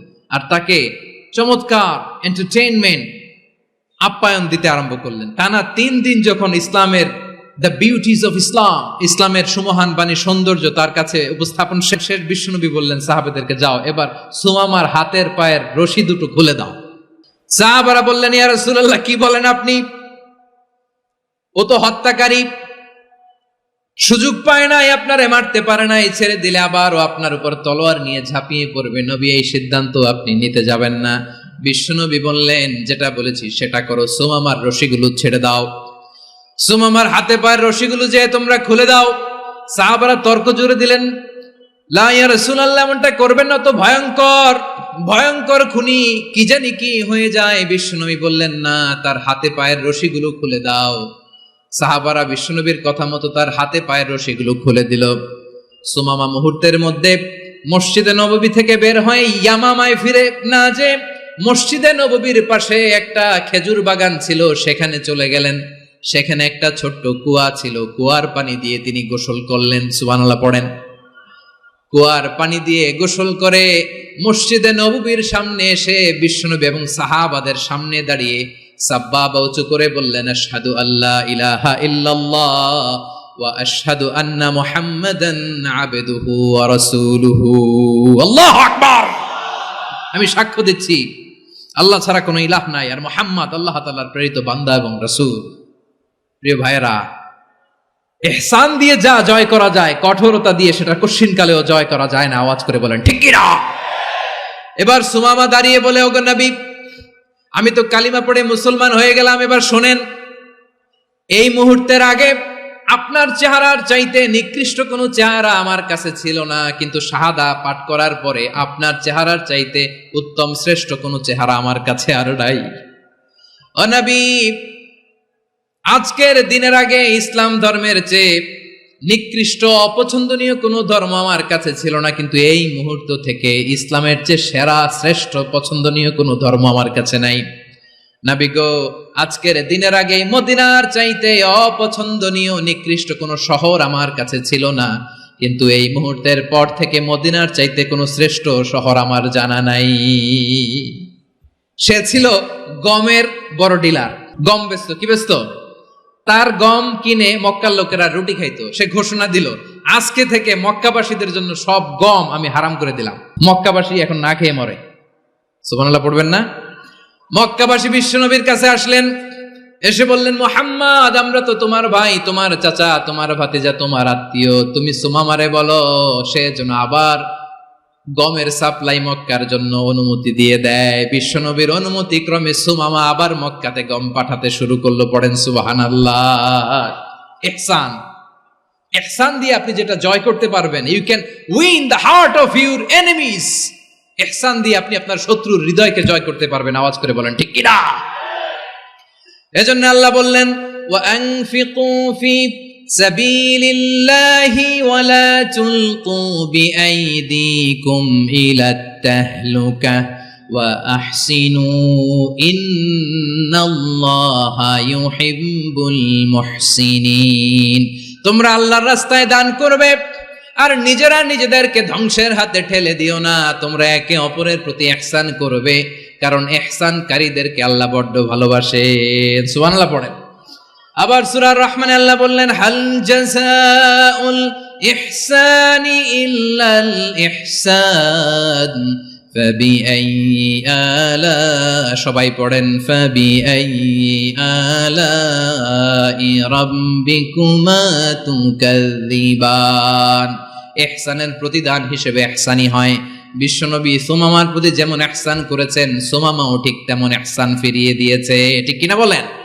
তাহলে এক নম্বরে হচ্ছে আদ, ন্যায় বিচার। দুই নম্বরে সবাই বলেন ইহসান, সদাচরণ। ইহসান দুই ধরনের প্রিয় ভাইরা, ইহসান ফিল ইবাদা, ইহসান ফিল মুআমালা। ইহসান ফিল ইবাদা হচ্ছে একাগ্র অনুভবে ইবাদতে ডুব দেওয়া, এর নাম ইবাদতের ইহসান। সুবহানাল্লাহ পড়ুন। বিশ্বনবী বলেন ইহসান মানে কি জানো নাকি? হাদিসে জিবরিলে সাইয়েদনা জিবরিল আলাইহিস সালাম বিশ্বনবীকে বললেন, আখবিরনি আনিল ইহসান। নবী আমাদেরকে বলেন ইহসান মানে কি? বিশ্বনবী বললেন, আনতা আবুদাল্লাহা কাআন্নাকা তারাহু ফাইন লাম তাকুন তারাহু ফাইন্নাহু ইয়ারাক। ইহসান মানে হলো এমন ভাবে তুমি আল্লাহর সামনে নিজেকে উজাড় করে ইবাদত করবে, তুমি ভাববে তুমি আল্লাহকে দেখতে পাচ্ছ। আর এটা যদি ভাবা তোমার জন্য কঠিন হয়ে যায়, অন্তত এতটুকু তুমি ভাববা যে আল্লাহ তোমাকে দেখতে পাচ্ছেন। ঠিক কিনা বলেন? ও আমার বীর চট্টলার ভাইয়েরা, কেউ যেটা দেখে না সেটা দেখে কে? এই বিশ্বাস হৃদয়ের মধ্যে আছে? নামাজে যখন দাঁড়ান এই ফিলিংসটা আনা যাবে? হ্যাঁ, এই জন্য বিষ্ণু ইসলাম বলেছে এমন ভাবে নামাজে দাঁড়াও, ইবাদত করো, মনে করো হতে পারে এটাই আমার জীবনের শেষ নামাজ। পারফর্ম দ্য সালাহ as if this is your last and final prayer. এমন ভাবে সালাতে দাঁড়াও, ভাবো হতে পারে এটাই তোমার জীবনের শেষ নামাজ। এমন ভাবে নামাজে দাঁড়াও, ভাবো এটাই শেষ নামাজ। তাহলে নামাজে একাগ্রতা বাড়ায় দিবে কে? ফলে ইবাদতের ইহসান আমাদের অর্জিত হবে। আর মুআমালাতে ইহসান হলো, বিশ্বনবী বলেন, ইন্নাল্লাহা তাবারাকা ওয়া তাআলা কাতাবাল ইহসানা আলা কুল্লি শাই ফাইদা কাতালতুম ফাআহসিনুল কিতলা ওয়া ইযা যাবাহতুম ফাআহসিনুয যাবহা ওয়ালিউহিদ্দা আহাদুকুম শাফরাতাহু ওয়ালিউরিহ যাবিহাতাহু। ইহসান দুই ধরনের। আওয়াজ করে বলতে হবে কয় ধরনের? সবাই বলুন আওয়াজ করে, কয় ধরনের? একটা হচ্ছে ইহসান ফিল ইবাদা, ইবাদতে ইহসান। ইবাদতে ইহসান কি? একাগ্র অনুভব দিয়ে ইবাদত করা, মন প্রাণ দিয়ে ইবাদত করা। আর মুআমালাতে ইহসান কি? সব কাজে, দৈনন্দিন কাজে, কর্মে, সামাজিক অ্যাক্টিভিটিতে কোমলতা প্রদর্শন করা, অনুগ্রহের সাথে সবকিছু করা। আল্লাহ তাআলা ইন্নাল্লাহা তাবারাকা ওয়া তাআলা কাতাবাল ইহসানা আলা কুল্লি শাই, তিনি সব কিছুর ব্যাপারে ইহসানকে আবশ্যক করেছেন। সবকিছু, মুমিনের সব কাজে ইহসানের পরশ থাকবে। ওয়া ইযা কাতালতুম ফাহসিনুল কিতলা। আচ্ছা, কুরবানির দিন আমরা পশুগুলোরে কি করি বলেন সবাই আওয়াজ করে? জবাই। জবাই মানে তো এটার মেরেই ফেলতেছি, একটু পরে তো টুকরো টুকরো করে গোশতগুলো খাবো, এটা তো খাবো, এটা তো মেরেই ফেলবে। বিষ্ণু বলে না, জবাইয়ের মধ্যেও মুমিনের জবের ভেতরেও ইহসানের পরশ থাকা চাই। যখন জবাই করবে প্রাণীটাকে হাত পা টাইট করে বেঁধে নাও, ছুরিটাকে শার্পেন করে নাও, ধারালো করে নাও, যাতে অল্প সময়ে জবাইটা হয়ে যায়, প্রাণীটা যাতে কম কষ্ট পায়। সুবহানাল্লাহ পড়েন। দিস ইজ কল্ড ইহসান। ইহসান আল্লাহ তাআলা যেমনি আদলের আদেশ করেছেন, ন্যায় বিচার, জাস্টিস এনশিওর করতে বলেছেন, সমাজে ইহসানের ব্যবহার, ইহসানের অনুশীলন তিনি করতে বলেছেন। এজন্য মুমিনের প্রতিটি কাজে, আমার চট্টগ্রামের ভাইয়েরা আমার দিকে তাকান, খেয়াল করে শুনুন, মুমিন জীবনের প্রতিটি কাজে ইহসানের পরশ থাকা চাই। আমরা যেন আমাদের পরিবারের প্রতি ইহসান করি, আমরা যেন আমাদের কর্মচারীদের প্রতি ইহসান করি, আমরা যেন আমাদের কলিগদের প্রতি ইহসান করি, আমরা যেন আমাদের ভাইদের প্রতি ইহসান করি। মুমিন জীবনের প্রতি কাজে ইহসানের পরশ থাকার দরকার আছে না নাই? কথা বুঝতে পেরেছেন? তাহলে আল্লাহ তাআলার 3টা আদেশ ছিল, কয়টা গেল? ভুলে গেছে, ভুলে গেছে চট্টগ্রাম। 3টা আদেশের মধ্যে কয়টা বললাম? প্রথমে কি ছিল? আদল। 2 নম্বরে, 3 নম্বরে রব্বুল আলামিন বললেন ওয়া ইতাইদিল কুরবা, নিকটাত্মীয়দেরকে দান করো, নিকট আত্মীয়দেরকে দাও, যারা তোমাদের ব্লাড কানেকশনের আত্মীয় তাদেরকে তোমরা দাও। এখানে জেনারেলি বললেন দাও, কি দিব সেটা তিনি এখানে বলেন নাই, সেটা তিনি সূরাতুল ইসরার মধ্যে বলেছেন। আল্লাহ বলেন ওয়া আতিদাল কুরবা হাক্কা, নিকট আত্মীয়দেরকে তাদের অধিকার, তাদের প্রাপ্য তোমরা বুঝিয়ে দাও। দেখেন, একটা শান্তির সমাজ, একটা সমৃদ্ধ সমাজ, একটা মানবিক সমাজ গঠনের জন্য আল্লাহ তাআলা বেশি না, মাত্র 3টা অর্ডার, 3টা ভার্ডিক্ট তিনি জারি করেছেন। 1 নাম্বার সুশাসন, ন্যায় বিচার। 2 নাম্বার ইহসান। 3 নাম্বার নিকটাত্মীয়, যারা কাছের, তোমার ভেরি ক্লোজ রিলেশনশিপে আছে, তাদেরকে দাও। দাও, দিলে বাড়িয়ে দেয় কে? অনেকে দিতে চায় না, কৃপণতা করে। দিলে বাড়ায় দেয় কে? ও মিয়া, মদিনার মধ্যে সবচাইতে গরিব সাহাবী ছিল বেলাল রাদিয়াল্লাহু তাআলা আনহু। ওনার এন্টায়ার অ্যাসেট, সম্পদের পরিমাণ কতদূর জানেন? একটা লুঙ্গি। বেলাল রাদিয়াল্লাহু তাআলা আনহু, ওনার টোটাল ওয়েলথের এস্টিমেশন হচ্ছে মাত্র একটা লুঙ্গি। একটা লুঙ্গি, টোটাল ওয়েলথ এস্টিমেশন, টোটাল সম্পদের পরি বেলাল রাদিয়াল্লাহু তাআলা আনহুর কি ছিল? কথা বোঝে নাই বোধহয়, কি ছিল? ওই বেলাল রাদিয়াল্লাহু তাআলা আনহুকে বিষ্ণু ইসলাম বলেছেন আনফিক ইয়া বেলাল, ও বেলাল তুমিও দাও।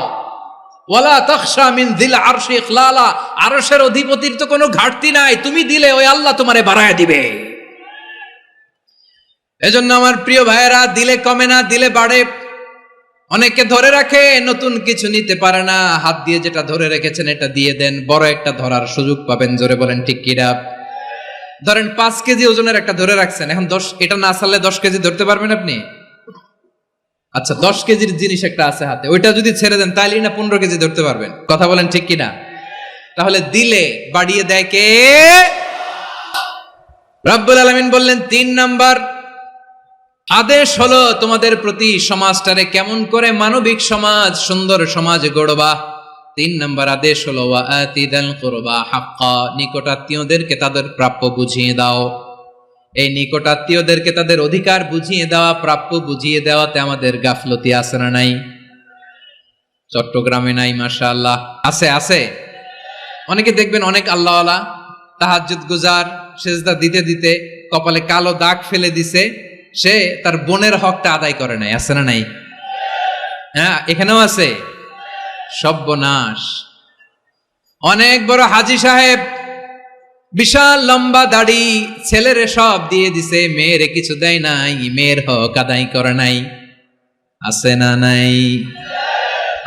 এই হাজী সাহেবেরা, এই আল্লাহওয়ালারা কিয়ামতের ময়দানে আটকে যাবে। আপনি অন্যের অধিকার নষ্ট করেছেন, তাদের রাইটস কে ভায়োলেট করেছেন। এজন্য আল্লাহ তাআলা বলেন, কারো অধিকার যদি কেউ নষ্ট করে, ওই সমাজটা মানবিক সমাজ কঠিনকালেও হতে পারে না। এজন্য 3 নম্বর আল্লাহ বললেন ওয়া ইতাইদিল কুরবা, নিকটাত্মীয়দেরকে দাও। কি দিবা? তাদের অধিকার দিয়ে দাও। বোনের অধিকার বুঝিয়ে দাও, মেয়ের অধিকার বুঝিয়ে দাও, ফুফুর অধিকার বুঝিয়ে দাও। দেখবেন অনেক মায়েরা ছেলের পাতে মুরগির রান দেয়, মেয়ের পাতে দেয় মুরগির ঠ্যাং। এরকম আছে না নাই? ছেলেরা কি দেয়? মুরগির। মেয়ের পাতে কি দেয়? তো মেয়ের কি মুরগির রান খেতে মনে চায় না? মনে চায় না? এমনটা করা যাবে না। নিকটাত্মীয়দেরকে অধিকার দিয়ে দাও, নিকটাত্মীয়ের সাথে সুসম্পর্ক রাখো। আদেশটা কার? এজন্য প্রিয় ভাইয়েরা, জীবনে যদি বারাকা অর্জন করতে চান, নিকটাত্মীয়দের সাথে সুসম্পর্ক রাখতে হবে। তাদের জন্য উপহার পাঠাতে হবে। বিশ্বনবী বলেন, লা ইয়াদখুলুল জান্নাতা কাতে, যে ব্যক্তি আত্মীয়তার সম্পর্ককে ছিন্ন করে দেয় সে কশিনকালেও আল্লাহর জান্নাতে ঢুকবে না। আপনি কি এটারে সহজ হাদিস মনে করছেন? এটা সহজ কথা? আপনি ভাবছেন আপনার নামাজ আপনারে বাঁচাতে পারবে, আপনার রোজা বাঁচাতে পারবে, আপনার তাহাজ্জুদ আপনারে বাঁচাতে পারবে? অধিকার নষ্ট করলে কিছুই আপনারে বাঁচাতে পারবে না। এজন্য নিকট আত্মীয়দেরকে দিতে হবে বেশি বেশি। বিশ্বনবী বলেন, ইন্না সাদাকাতা আলাল মিসকিনি সাদাকা ওয়া আলা যির রাহিমি ইসনাতান সাদাকাতুন ওয়া সিলা। মিসকিনরে দান করলে শুধু দানের সওয়াব হয়, নিকট আত্মীয়কে দান করলে দুইটার সওয়াব হয়, সাদাকার সওয়াব হয়, আবার আত্মীয়তার বন্ধন অটুট রাখার সওয়াব হয়ে যায়। আবার বিশ্বনবী বললেন, মান সাররাহু আইয়ুবসাতা লাহু ফি রিজকিহি ওয়া ইউনসা লাহু ফি আসারিহি ফালইয়াসিল রাহিমা। যে ব্যক্তি তার রিজিকের প্রশস্ততা চায় আর হায়াতে বরকত চায়, সে যেন তার আত্মীয়ের সাথে সুসম্পর্ক রাখে। আমার প্রিয় চট্টলার ভাইয়েরা, আমাদের রিজিক বাড়ুক, এটা আমরা চাই কি চাই না? সবাই চান? হ্যাঁ, আমাদের রিজিকে প্রশস্ততা আসুক, চাই কি চাই না? আমাদের হায়াতে বরকত আসুক, আমরা চাই কি চাই না? এই দুইটা যদি চান তাহলে নিকট আত্মীয়দের সাথে সুসম্পর্ক রাখবেন, পারবেন? তাহলে সমাজটারে মানবিক সমাজ বানায় দিবে কে? তিনটা আদেশ চলে গেল। কয়টা? আওয়াজ করে বলেন। 1 নম্বরে কি ছিল? 2 নম্বরে, 3 নম্বরে নিকট আত্মীয়দেরকে দান। আমার প্রিয় ভাইয়েরা, আল্লাহ তাআলা 3টা জিনিসের যেমনি আদেশ করেছেন, অনুরূপভাবে 3টা বিষয় তিনি বারণ করেছেন, নিষেধ করেছেন। ওগুলোর কাছেও যাওয়া যাবে। শুনবেন। রাব্বুল আলামিন বলেন, ওয়ায়ানহা আনিল ফাহশাই ওয়াল মুনকারি ওয়াল বাগি। আমি যেমনি 3টি বিষয়ে আদেশ করলাম, অনুরূপভাবে 3টি বিষয়ে বারণ করলাম, নিষেধ করলাম। আমার 1 নাম্বার নিষেধাজ্ঞা হলো অশ্লীলতার প্রতি। ফাহশা, ওয়ায়ানহা আনিল ফাহশা, আল্লাহ তাআলা অশ্লীলতাকে নিষেধ করেছেন। কোন জিনিসকে? সবাই বলুন, কোন জিনিসকে? যত ধরনের, যত টাইপের, যত ক্যাটাগরির অশ্লীলতা হতে পারে, সব অশ্লীলতাকে হারাম করেছেন কে? ফাহশা মানে কি? কথায়, কাজে, আচরণে, কমেন্ট, ফেসবুকের কমেন্টসে যত ধরনের নোংরামো আছে, যত ধরনের অশ্লীলতা আছে, এটাকে আরবিতে বলে ফাহশা। এটাকে কি বলে? রাব্বুল আলামিন বলেন, কুল ইন্নামা حرم ربي الفواحش ما ظهر منها وما بطن। ও নবী, আপনি বলে দেন, আমার রব প্রকাশ্য অপ্রকাশ্য, স্পষ্ট কিংবা অস্পষ্ট, দৃশ্যমান কিংবা অদৃশ্যমান সব অশ্লীলতাকে হারাম করেছেন। সব ধরনের অশ্লীলতা হারাম, সব ধরনের। আল্লাহ তাআলা আমাদেরকে অশ্লীলতা থেকে বাঁচান, অশ্লীলতা থেকে তিনি আমাদেরকে হেফাজত করুক। পড়েন আমিন। এবার বলেন, আমাদের সমাজে অশ্লীলতা আছে না নাই? চট্টগ্রামে নাই? আমি কই নাই, ওনারা বলে আছে। দেখছেন, আমি সামহাও বাঁচায় দেওয়া ট্রাই করতেছি, ওনারা বলে আছে। অশ্লীলতা নানা ভাবে, নানা নামে, নানা মোড়কে আমাদের সমাজে আছে না নাই? সংস্কৃতির নামে, ফ্যাশনের নামে, বিনোদনের নামে, উপন্যাসের নামে, কনসার্টের নামে অশ্লীলতা আছে না নাই? আপনি দেখেছেন কনসার্টগুলোর অবস্থা? এই যে আতিফ আসলাম যে আসছে আমাদের দেশে, তারপর কে কে আসছে, আমাদের তরুণ তরুণীরা, আমাদের যুবক যুবতীরা, আমাদের জেনজিরা, কি অবস্থা ওইখানে? হ্যাঁ, কি অবস্থা? কে বাঁচাবে ওদের? কে রক্ষা করবে ওদের ইমানের, ওদের চরিত্রের হেফাজতের গ্যারান্টি কে দিবে? কনসার্টের নামে অশ্লীলতা আছে না নাই? ছেলে মেয়ে একে অপরকে জড়ায় ধরতেছে, একে অপরকে চুমো খাচ্ছে, প্রকাশ্যে, দিবালোকে, গণমানুষের সামনে। আল্লাহ তাআলা এই অশ্লীলতা থেকে আমাদেরকে বেঁচে থাকতে বলেছেন, বেঁচে থাকতে বলেছেন। রূপালী জগতের নামে অশ্লীলতা আছে না নাই? এই টার্মটা আপনারা জানেন না? রূপালী জগৎ কি জগৎ? আসলে কি রূপালী জগৎ না অন্ধকার জগৎ? আমার বোনেরা, আপনাদেরকে যে কি বলে তারা বুঝায়, রূপালী জগৎ শুনেই আপনি ভরকে যাবেন না। রূপালী জগতে যে নারী যত বেশি উলঙ্গ সে নাকি তত বেশি সাহসী। জানেন, বলে এটা একটা সাহসী নারী, খুব সাহসী পদক্ষেপ তার। যত বেশি শরীর থেকে কাপড় নামাতে পারবে, যত বেশি বস্ত্রহীন হয়ে নিজেকে প্রেজেন্ট করতে পারবে, সে নাকি তত বেশি সাহসী। আমার চট্টলার ভাইয়েরা, শয়তানের প্রথমে এজেন্ডা ছিল বনি আদমকে বস্ত্রহীন করা। সে আদম এবং হাওয়া আলাইহিস সালামকে নিষিদ্ধ গাছের ফল খাইয়ে তাদেরকে বস্ত্রহীন করেছে। এই জামিনেও সে আমাদেরকে বস্ত্রহীন করতে চাইবে। এই রূপালী জগতের নামে তারা এটা করে। আমার প্রিয় বোনেরা, আপনি জানেন না আপনার দাম কত। ওরা আপনাদেরকে বিজ্ঞাপনের সস্তা পণ্য বানাতে চায়। ওরা আপনাদেরকে ওদের ভোগের লিপসার টুলস বানাতে চায়। ওরা আপনাদেরকে দিয়ে ওদের খায়েশ পূরণ করতে চায়। এটা আপনাদের জন্য মোটেও ডিগনিটি নয়, এটা আপনাদের জন্য সম্মান নয়। আপনার সম্মান শালীনতায়, আপনার সম্মান হেজাবে, আপনার সম্মান ভদ্রতায়, আপনার সম্মান আপনার ডিসেন্ট পোশাকে। পোশাক বলে দেয় এই নারীটা ভদ্র না অভদ্র। পোশাক বলে দেয় এই মেয়েটা কোন ঘরের মেয়ে। আওয়াজ করে বলেন ঠিক কিনা? আপনি জানেন না, আপনারা সস্তা পণ্য বানায়, ভোগের পণ্য, বিলবোর্ডে আপনাকে উলঙ্গ করে উপস্থাপন করে। এই অশ্লীলতার সাথে ইসলামের কোনো সম্পর্ক।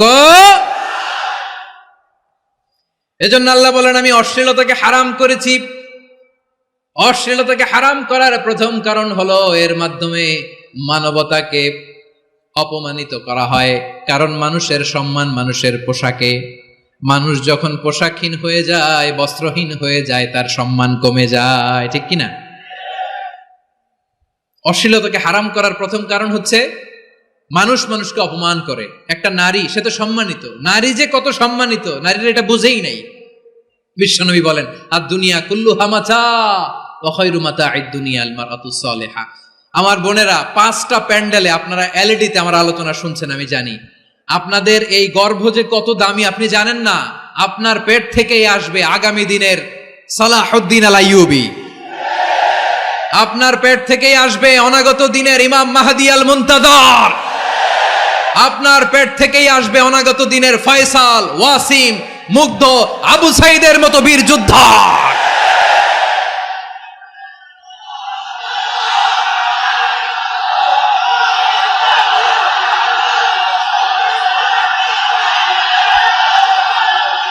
আমার প্রিয় বোনেরা, আমার প্রিয় বোনেরা, বিশ্বনবীর কথার ওজন খেয়াল করেন। আর দুনিয়া কুল্লুহা মাতা ওয়া খায়রু মাতা'আদ দুনিয়া আল মারআতুস সালিহা।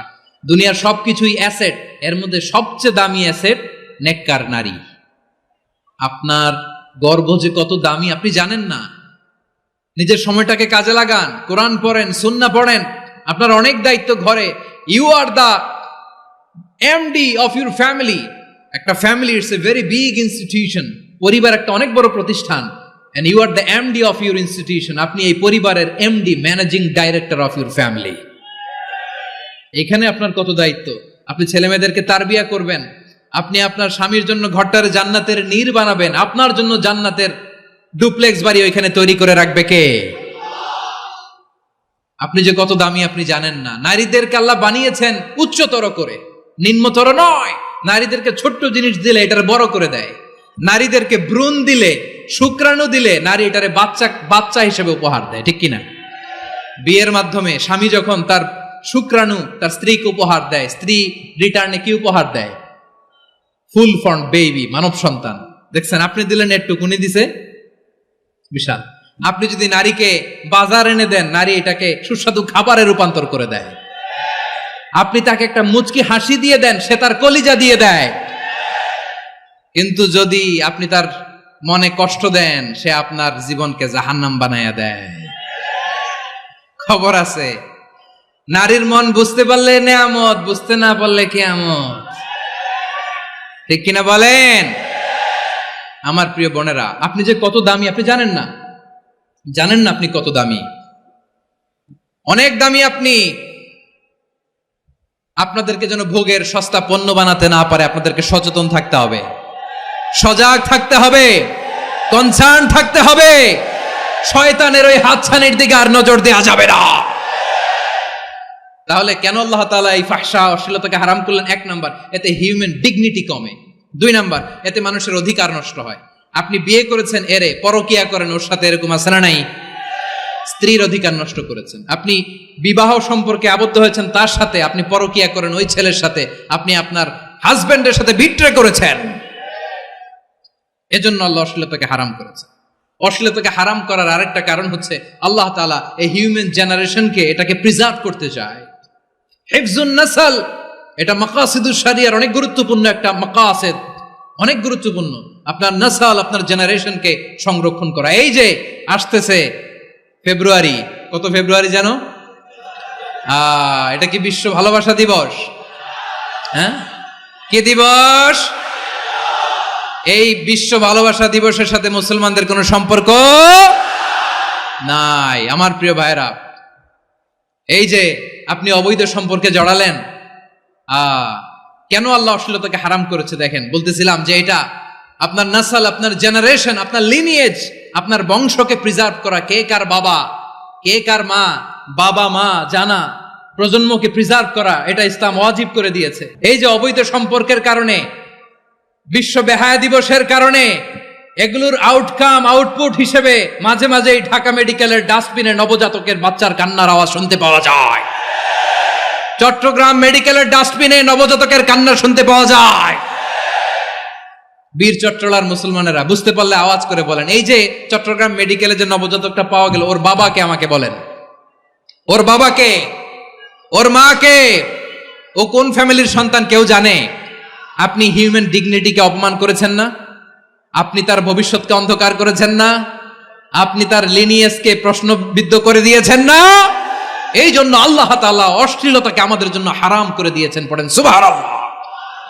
এই জন্য রাব্বুল আলামিন বলেন, কুল ইন্নামা হারামা রাব্বিয়াল ফাওয়াহিশা মা যাহারা মিনহা ওয়া মা বাতান। প্রকাশ্য অপ্রকাশ্য সব অশ্লীলতাকে হারাম ঘোষণা করে দিয়েছে কে? আবার দুনিয়ার বুকে যারা অশ্লীলতার প্রসার করে তাদের জন্য শাস্তি মজুদ রেখেছে কে?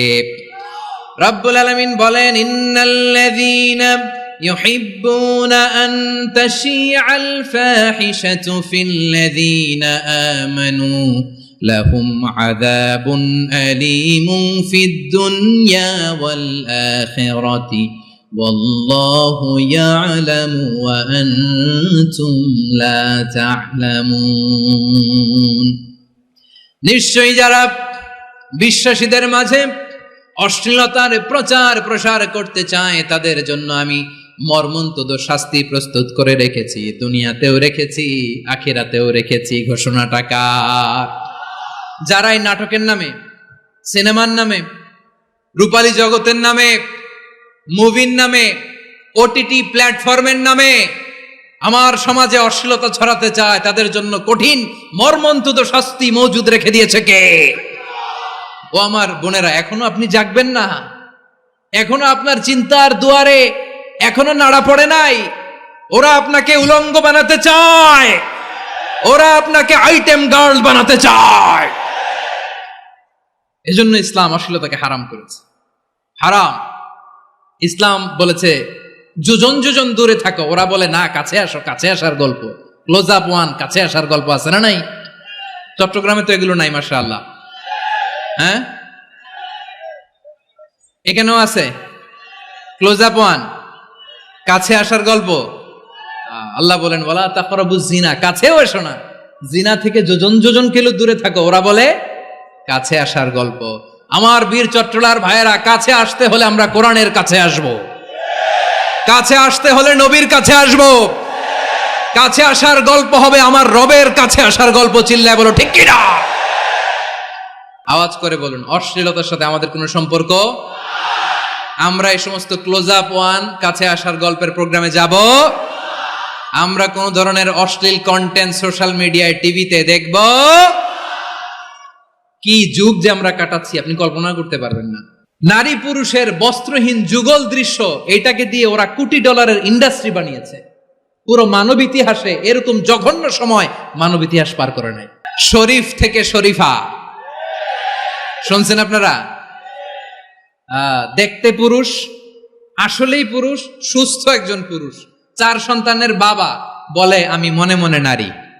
দেখতে নারী, সুস্থ নারী, আসলেই সে দিব্যি একজন নারী, বলে আমি মনে মনে পুরুষ।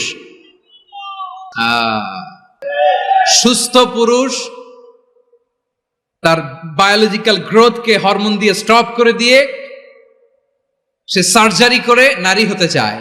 সুস্থ নারী পুরুষ হতে চায়। পুরুষ পুরুষের প্রতি সেক্সুয়ালি আকর্ষণ বোধ করে। এটা লূত আলাইহিস সালামের কওমের মধ্যে ছিল। এটাকেও আল্লাহ কোরআনে ফাহিশা বলেছেন। ওয়ালুতান ইয قال لقومه أتأتون الفاحشة ما سبقكم بها من أحد من العالمين। লূত আলাইহিস সালাম বললেন, তোমরা কি এমন এক অশ্লীল কার্যক্রমে ডুব দিলে নাকি যেটা গোটা বিশ্বের কেউ কখনো করে নাই, তোমরাই প্রথম করেছো। পড়েন নাউযুবিল্লাহ। এই পশ্চিমের এই রোগ আমার দেশে যেন আসতে না পারে, আমাদের সজাগ থাকতে হবে। প্রিয় ভাইরা, চিল্লায় বলেন ঠিক কি না? পশ্চিমের অবস্থা ভয়ঙ্কর। পাশ্চাত্যে আমি যুক্তরাষ্ট্রে ছিলাম অনেকদিন, কয়েক মাস, বিভিন্ন স্টেটে ঘুরেছি। গার্ডিয়ানরা উদ্বিগ্ন। ছেলে মেয়েদেরকে, ছোট্ট ছেলে মেয়ে, ওদেরকে জিজ্ঞেস করে, তুমি how do you feel right now inside yourself? তুমি ভিতরে ভিতরে কেমন ফিল করো? তোমার কি ছেলে ছেলে লাগে না মেয়ে মেয়ে লাগে? আচ্ছা বলেন, এই ছোট্ট বাচ্চাটা ওকে এগুলো জেন্ডার অ্যাসাইনমেন্ট বলতে এগুলো কিছু বুঝে? এইভাবে মিসগাইড করা হচ্ছে। কৌতূহল বশত ছোট্ট ছেলে যদি বলে আমার তো মেয়ে মেয়ে লাগে, তখন বলে যে না তুমি মেয়ে, ছেলে না। মা বাবা বাধা দিলে ওকে আলাদা গভর্নমেন্ট হাউসে নিয়ে যায়। ভয়ঙ্করতম অবস্থা। আমরা একটা সময় শুনতাম যে হুজুর আমার ছেলেটা খুব ভালো, হাফেজে কোরআন, আল্লাহওয়ালা। হুজুর আমার ছেলে দাড়ি রাখছে, আল্লাহওয়ালা। হুজুর আমার ছেলে 5 ওয়াক্ত সালাত জামাতের সাথে পড়ে, তার মানে আল্লাহওয়ালা। পশ্চিমে যে আমি কি শুনছি জানেন? ওরা বলে হুজুর আমার ছেলেটা ইউনিভার্সিটির একটা মেয়ের সাথে প্রেম করে, ও খুব আল্লাহওয়ালা, হুজুর দোয়া করবেন। এর কারণ ওদের কাছে আল্লাহওয়ালার ক্রাইটেরিয়া হচ্ছে হুজুর আমার ছেলেটা আরেক ছেলের পছন্দ করে নাই, আমার মেয়েটা আরেক মেয়েকে ভালোবাসে নাই, এজন্য আমার ছেলেটা আল্লাহওয়ালা, হুজুর ওর জন্য একটু দোয়া করে দিয়েন। কি চ্যালেঞ্জ ওরা ফেস করতেছে। ওনার ছেলে যে আরেক ছেলেরে বিয়ে করবে না, এটাতেই উনি খুশি যে আলহামদুলিল্লাহ আমার ছেলেটা একটা মেয়েরে ভালোবাসে, আমার মেয়েটা একটা ছেলেরে ভালোবাসে, মানে এটা খুব আল্লাহওয়ালা। নাউজুবিল্লাহ পড়তে পারলেন না? এজন্য অশ্লীলতার সাথে আমাদের কোনো সম্পর্ক। রব্বুল আলামিন বলেন ওয়ায়ানহা আনিল ফাহশাই ওয়াল মুনকারি ওয়াল বাগি। 3টা জিনিসকে আমি নিষিদ্ধ করলাম। 1 নাম্বার হলো ফাহশা, অশ্লীলতা। 2 নম্বরে হলো মুনকারের সমস্ত মন্দ কাজ। আপনাদের মনোযোগ আছে না? শেষ করে দিব? আর 2-1 মিনিট শুনবেন? আচ্ছা বলি তাহলে, আর 2-1 মিনিট। তাহলে নিষেধাজ্ঞা জারি করেছেন 3টা জিনিসের উপর। 1 নাম্বার কি? ফাহশা, অশ্লীলতা। 2 নাম্বার মুনকার। মুনকার মানে হচ্ছে যত মন্দ কাজ, খারাপ কাজ, বাজে কাজ, এটার বলে মুনকার। এটার কি বলে? আপনারা পড়ছেন না তা'মুরুনা বিল মা'রুফি ওয়া তানহাউনা আনিল মুনকার। ভালো কাজের আদেশ, সৎ কাজের আদেশ, অসৎ কাজের নিষেধ। মুনকার, মুনকার হচ্ছে মানুষের স্বাভাবিক বিবেকবোধ যেটাকে খারাপ বলে, ওইটাই মুনকার। পৃথিবীর সব আসমানি গ্রন্থ যেটাকে খারাপ বলেছে, মানুষের স্বাভাবিক বিবেকবোধ যেটাকে খারাপ বলেছে, এগুলো সব মুনকার। যেমন ইফটিজিং, এটা কি ভালো না খারাপ? মজুদদারি, খাদ্যে ভেজাল দেওয়া, ওজনে কম দেওয়া, মাছে ফরমালিন মিশানো, চাঁদাবাজি, টেন্ডারবাজি, দখলবাজি, এগুলো আমাদের স্বাভাবিক বিবেকেই বলে এগুলো খারাপ, এগুলো হচ্ছে মুনকার। আল্লাহ তাআলা এই মুনকার থেকে আমাদেরকে বেঁচে থাকতে বলেন, আর শয়তান এই মুনকারের প্রতি আমাদেরকে উদ্বুদ্ধ করে। আল্লাহ তাআলা বললেন ইয়া আইয়ুহাল্লাযীনা আমানু লা তাত্তাবিউ খুতুওয়াতিশ শাইতান ومن يتبع خطوات الشيطان فإنه يأمر بالفحشاء والمنكر। আল্লাহ বললেন আমার গোলামেরা শোনো শোনো, ও আমার বিশ্বাসী বান্দারা খবরদার, তোমরা কশিনকালেও শয়তানের পদাঙ্ক অনুসরণ করবে না, কারণ শয়তান তোমাদেরকে অশ্লীলতা এবং মন্দ কাজের দিকে উদ্বুদ্ধ করে। আমাদের কাজ হচ্ছে শয়তান আমাদেরকে যেদিকে নিতে চায় আমরা তার উল্টা দিকে যাব, ঠিক কিনা বলে? শয়তান এই মন্দ কাজকে আমাদের কাছে বিউটিফাই করে চাকচিক্যময় করে আমাদের সামনে উপস্থাপন করে। এজন্য আল্লাহ বলেন মুনকারকে থামাতে হবে, মুনকার প্রতিরোধ করতে হবে। মুনকার প্রতিরোধের দায়িত্ব শুধু আমাদের নাকি? শুধু আপনার খতিব সাহেবের, ইমাম সাহেবের, নাকি মুসলিম উম্মার সবার? আওয়াজ করে বলুন, মুনকার অসৎ কাজ প্রতিরোধের দায়িত্ব কার? রাব্বুল আলামিন বলেন কুনতুম খায়রা উম্মাতিন উখরিজাত লিন-নাসি তা'মুরুনা বিল মা'রুফি ওয়া তানহাউনা আনিল মুনকার। তোমাদেরকে শ্রেষ্ঠ জাতি করে জমিনের মধ্যে আবির্ভূত করা হয়েছে, যাতে করে তোমরা জমিনের ভেতরে সৎ কাজের আদেশ করতে পারো আর অসৎ কাজের নিষেধ করতে পারো। উম্মাহ কুনতুম খায়রা, তাহলে গোটা উম্মার দায়িত্ব, এটা বুঝতে পারছেন তো? আচ্ছা, আরো নিচে আসেন। এরপরে আল্লাহ বললেন শুধু উম্মাহ না, এই জমিনের রাজত্ব আমি যাদের হাতে দেই, এই জমিনের মালিক আমি যাদেরকে বানিয়ে দেই, যাদেরকে আমি সরকারের দায়িত্ব দেই, তাদেরকেও মুনকার প্রতিরোধের দায়িত্ব দিয়েছে কে? আল্লাহ বলেন যারা ক্ষমতার মসনদে বসেছে তাদেরকে 4 দফা কর্মসূচি আমি আল্লাহ দিলাম। আওয়াজ করে বলেন কয় দফা? আল্লাহ বলেন আল্লাযীনা ইম্মাক্কান্নাহুম ফিল আরদি আকামুস সালাতা ওয়া আতাউয যাকাতা ওয়া আমারু বিল মা'রুফি ওয়া নাহাউ আনিল মুনকার ওয়ালিল্লাহি আকিবাতুল উমুর। যারা এই জমিনের উত্তরাধিকার হয়েছে তারা 4 দফা কর্মসূচি নিয়ে সামনে আগাবা। সালাত কায়েম করবা, যাকাত আদায় করবা, সৎ কাজের আদেশ দিবা, অসৎ কাজ থেকে মুনকার প্রতিরোধ করবা। আদেশটা কার? আমার প্রিয় চট্টলার ভাইরা, পুরো উম্মার দায়িত্ব মুনকার প্রতিরোধ করা, সরকার প্রধানের দায়িত্ব মুনকার প্রতিরোধ করা। এরপর আল্লাহ বলেন প্রতিটা ফ্যামিলির যিনি প্রধান সিইও বাবা, প্রত্যেক বাবারও দায়িত্ব এই মুনকার প্রতিরোধ করা। আওয়াজ করে বলেন ঠিক কিনা? যেমনটি সাইয়েদনা লুকমান আলাইহিস সালাম ওনার কলিজার টুকরা সন্তানকে আদেশ করেছেন, ইয়া বুনাইয়া আকিমিস সালাতা ওয়া'মুর বিল মা'রুফি ওয়ানহা আনিল মুনকার। পড়েন সুবহানাল্লাহ। বাবা ছেলেকে সবক দিচ্ছে। কে সবক দিচ্ছে? কাকে? লুকমান আলাইহিস সালাম ছেলেকে বলতেছে, ওরে আমার কলিজার টুকরা সন্তান, ওরে আমার বাছা, নামাজ কায়েম করবা, সৎ কাজের আদেশ দিবা, আর মুনকার প্রতিরোধ করবা, অসৎ কাজ, সমাজ থেকে খারাপ কাজকে ঝেঁটে বিদায় করে দিবা। তাহলে দেখেন আমি স্টেপ বাই স্টেপ নামলাম। পুরা উম্মার দায়িত্ব, জমিনের উত্তরাধিকারী আল্লাহ যাদেরকে বানিয়েছেন সরকার, তাদের দায়িত্ব, প্রতিটি ফ্যামিলির প্রধানের দায়িত্ব। এরপরে বিশ্বনবী বলেন সচেতন প্রতিটি মুসলিমের দায়িত্ব সমাজ থেকে মুনকারকে উৎখাত করা।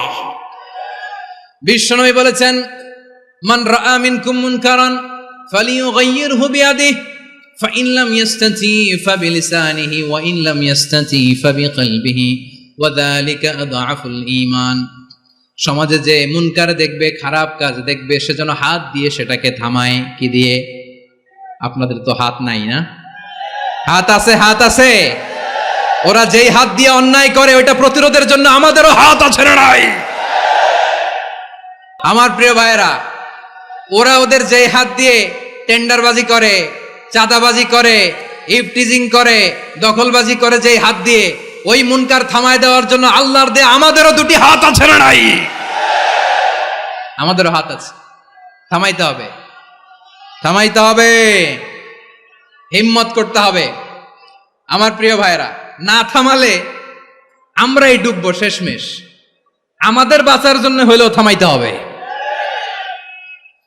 রব্বুল আলামিন বলেন ওয়াত্তাকু ফিতনাতাল লা তুসিবান্নাল্লাযীনা যালামু মিনকুম খাসসা।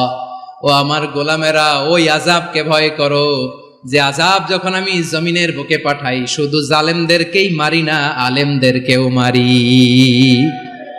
আযাব যখন আসে তখন শুধু জালিমই মরে না, আলেমও মরে। জানেন মুসা আলাইহিস সালামের পায়ে একবার একটা লাল পোকা কামড় দিয়েছে, লাল পিঁপড়া।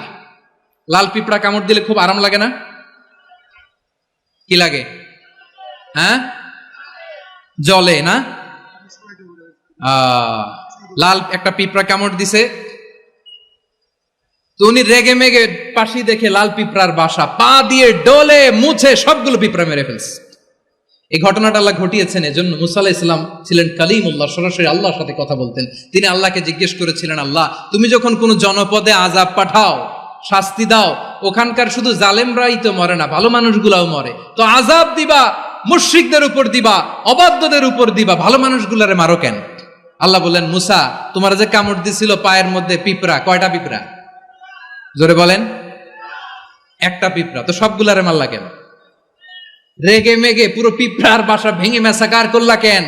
এই মুসা, আমি যখন অ্যাকশনে যাই, আমি যখন শাস্তি দেই, তখন এত বাস বিচার করা হয় না, বাস বিচার করা যায় না। যখন অ্যাকশনে যাওয়া হয়, ওইটা ডাইরেক্ট অ্যাকশন হয়ে যায়। চিল্লায় বলো ঠিক কি না? এজন্য আমাদের বাঁচার জন্য হলে ওই পাপ থামাতে হবে, এই শয়তানের অট্টহাসি থামাতে হবে, অন্যায় অপরাধ সমাজ থেকে আমাদের থামাতে হবে। কারণ আযাব আসলে ওরাও মরবে, আমরাও মরব। একটা জাহাজ 2 তলা, আপনি আছেন 2য় তলায়, শুনতেছেন? শুনতেছেন? জাহাজ কয় তলা? আপনি কোন তলায়? 2য় তলায়। নিচের তলার কিছু লোক জাহাজের তলা ছিদ্র করতে আরম্ভ করছে। কি ছিদ্র করতেছে? আচ্ছা, জাহাজের তলা ছিদ্র করলে তলা দিয়ে কি ঢুকে? এখন আপনি যদি বলেন আমার কি, আমি তো 2 তলায়, আমার কি, আমি তো সেফ, আমি ইন দ্য সেফ জোন, আমি তো ভালো আছি, আমি তো ভালো আছি, ওরা ছিদ্র করে ওরা মরবে। আসলে কি শুধু ওরা মরবে, নাকি তলা ফুটো হলে ভিতরে পানি ঢুকলে আপনারও সলিল সমাধি হবে? তলা দিয়ে যখন পানি ঢুকবে, জাহাজ ঢুকলে আপনিও মরবেন। এজন্য নিজে মরার আগে ওই পাগলগুলোর নিচতলায় যে থামাতে হবে। চিল্লায় বলেন ঠিক কি না? এজন্য আল্লাহ বললেন, মুনকার প্রতিরোধের দায়িত্ব সমাজের টপ টু বটম সবার। পুরো উম্মার দায়িত্ব, সরকার প্রধানের দায়িত্ব, প্রতিটি ফ্যামিলির প্রধান বাবার দায়িত্ব, বিশ্বনবী বললেন প্রতিটি সচেতন মুসলিমের দায়িত্ব। এজন্য মুনকার প্রতিরোধ করার দরকার আছে না নাই? সমাজে এই যে ইফটিজিং হয়, আপনার বোনের বয়সী একটা মেয়েকে কিছু বকাটে টিটকারি করে, এই বলে সেই বলে, নোংরা কথা বলে, রাস্তায় দেখেও আপনি পাশ দিয়ে না দেখার মতো চলে যান কেন? আপনি দাঁড়ান না কেন? আপনি দাঁড়ালেই তো থেমে যাবে, কারণ সত্যের যে শক্তি, তার সামনে মিথ্যা মুখ থুবড়ে পড়ে। আপনার সামনে ও কিছুই না, নাথিং। আপনি দাঁড়ান, ওকে প্রশ্ন করেন যে আমার বোনকে তুমি ডিস্টার্ব করো কেন? আপনাকে দেখে আরো 5 জন দাঁড়াবে, 5 জনকে দেখে আরো 10 জন দাঁড়াবে। আমাদের নীরবতা আর আমাদের নিশ্চুপ থাকাই জালিমদেরকে আরো শক্তিশালী জালিম বানিয়েছে। এজন্য মুনকার প্রতিরোধের দায়িত্ব আমাদের সবার। টেন্ডারবাজি, চাঁদাবাজি, দুর্নীতি, অপরাধ, দখলদারিত্ব, মজুদদারি, এগুলো সব কিছু একসাথে প্রতিরোধ করতে হবে। ঠিক কিনা বলেন? একটা মানবিক সমাজ যদি চাই, প্রতিরোধ করতে হবে। প্রিয় ভাইয়েরা, আল্লাহর শপথ নিয়ে বলি, এই নাসিহাতগুলো সবার জন্য, সব দলের জন্য, সব মতের মানুষের জন্য। আমরা কোনো দলের প্রতি মানুষকে ডাকি না, আমরা ডাকি ইসলামের দিকে। সব দলের, সব মতের, সব মানুষদেরকে আমরা আহ্বান জানাই, আসুন আমরা একটা সুন্দর সমাজ বিনির্মাণ করি। এই যে নতুন বাংলাদেশের এক সুযোগ এসেছে, আর জীবনে হয়তো আসবে না, সামনের 100 বছর এই সময় আসবে না। আসুন দেশটাকে আমরা সাজাই, আসুন আমরা দুর্নীতি বন্ধ করি, আসুন আমরা চাঁদাবাজি বন্ধ করি, আসুন আমরা দখলদারিত্ব বন্ধ করি, আসুন আমরা এক দল আরেক দলকে নিশ্চিহ্ন করার যে রাজনীতি, এটা বন্ধ করি। সব দলের প্রতি আমার আহ্বান, যে কোনো দলে এই প্র্যাকটিসটা থাকার দরকার আছে না নাই? চাঁদাবাজদের সাথে আপনারা নিজেদেরকে মুক্ত ঘোষণা করবেন যে এরা আমার দলের কর্মী হতে পারে না। আমরা চাঁদাবাজ মুক্ত বাংলাদেশ চাই, জুলুম মুক্ত বাংলাদেশ চাই, ফ্যাসিজম মুক্ত বাংলাদেশ চাই, গুণ খুন খারাপি মুক্ত বাংলাদেশ চাই। আমরা নতুন ভোরের বাংলাদেশ চাই। ওই বাংলাদেশ পাওয়ার জন্য মুনকার প্রতিরোধে, অন্যায় প্রতিরোধে যদি বাঘের বাচ্চার মতো, আবু সাইদের মতো 2 হাত উঁচু করে, বুককে টান টান করে প্রসারিত করে দাঁড়াতে হয়, রাজি আছো মুসলমান? কারা কারা রাজি? আল্লাহকে হাত দেখিয়ে প্রতিজ্ঞা করো।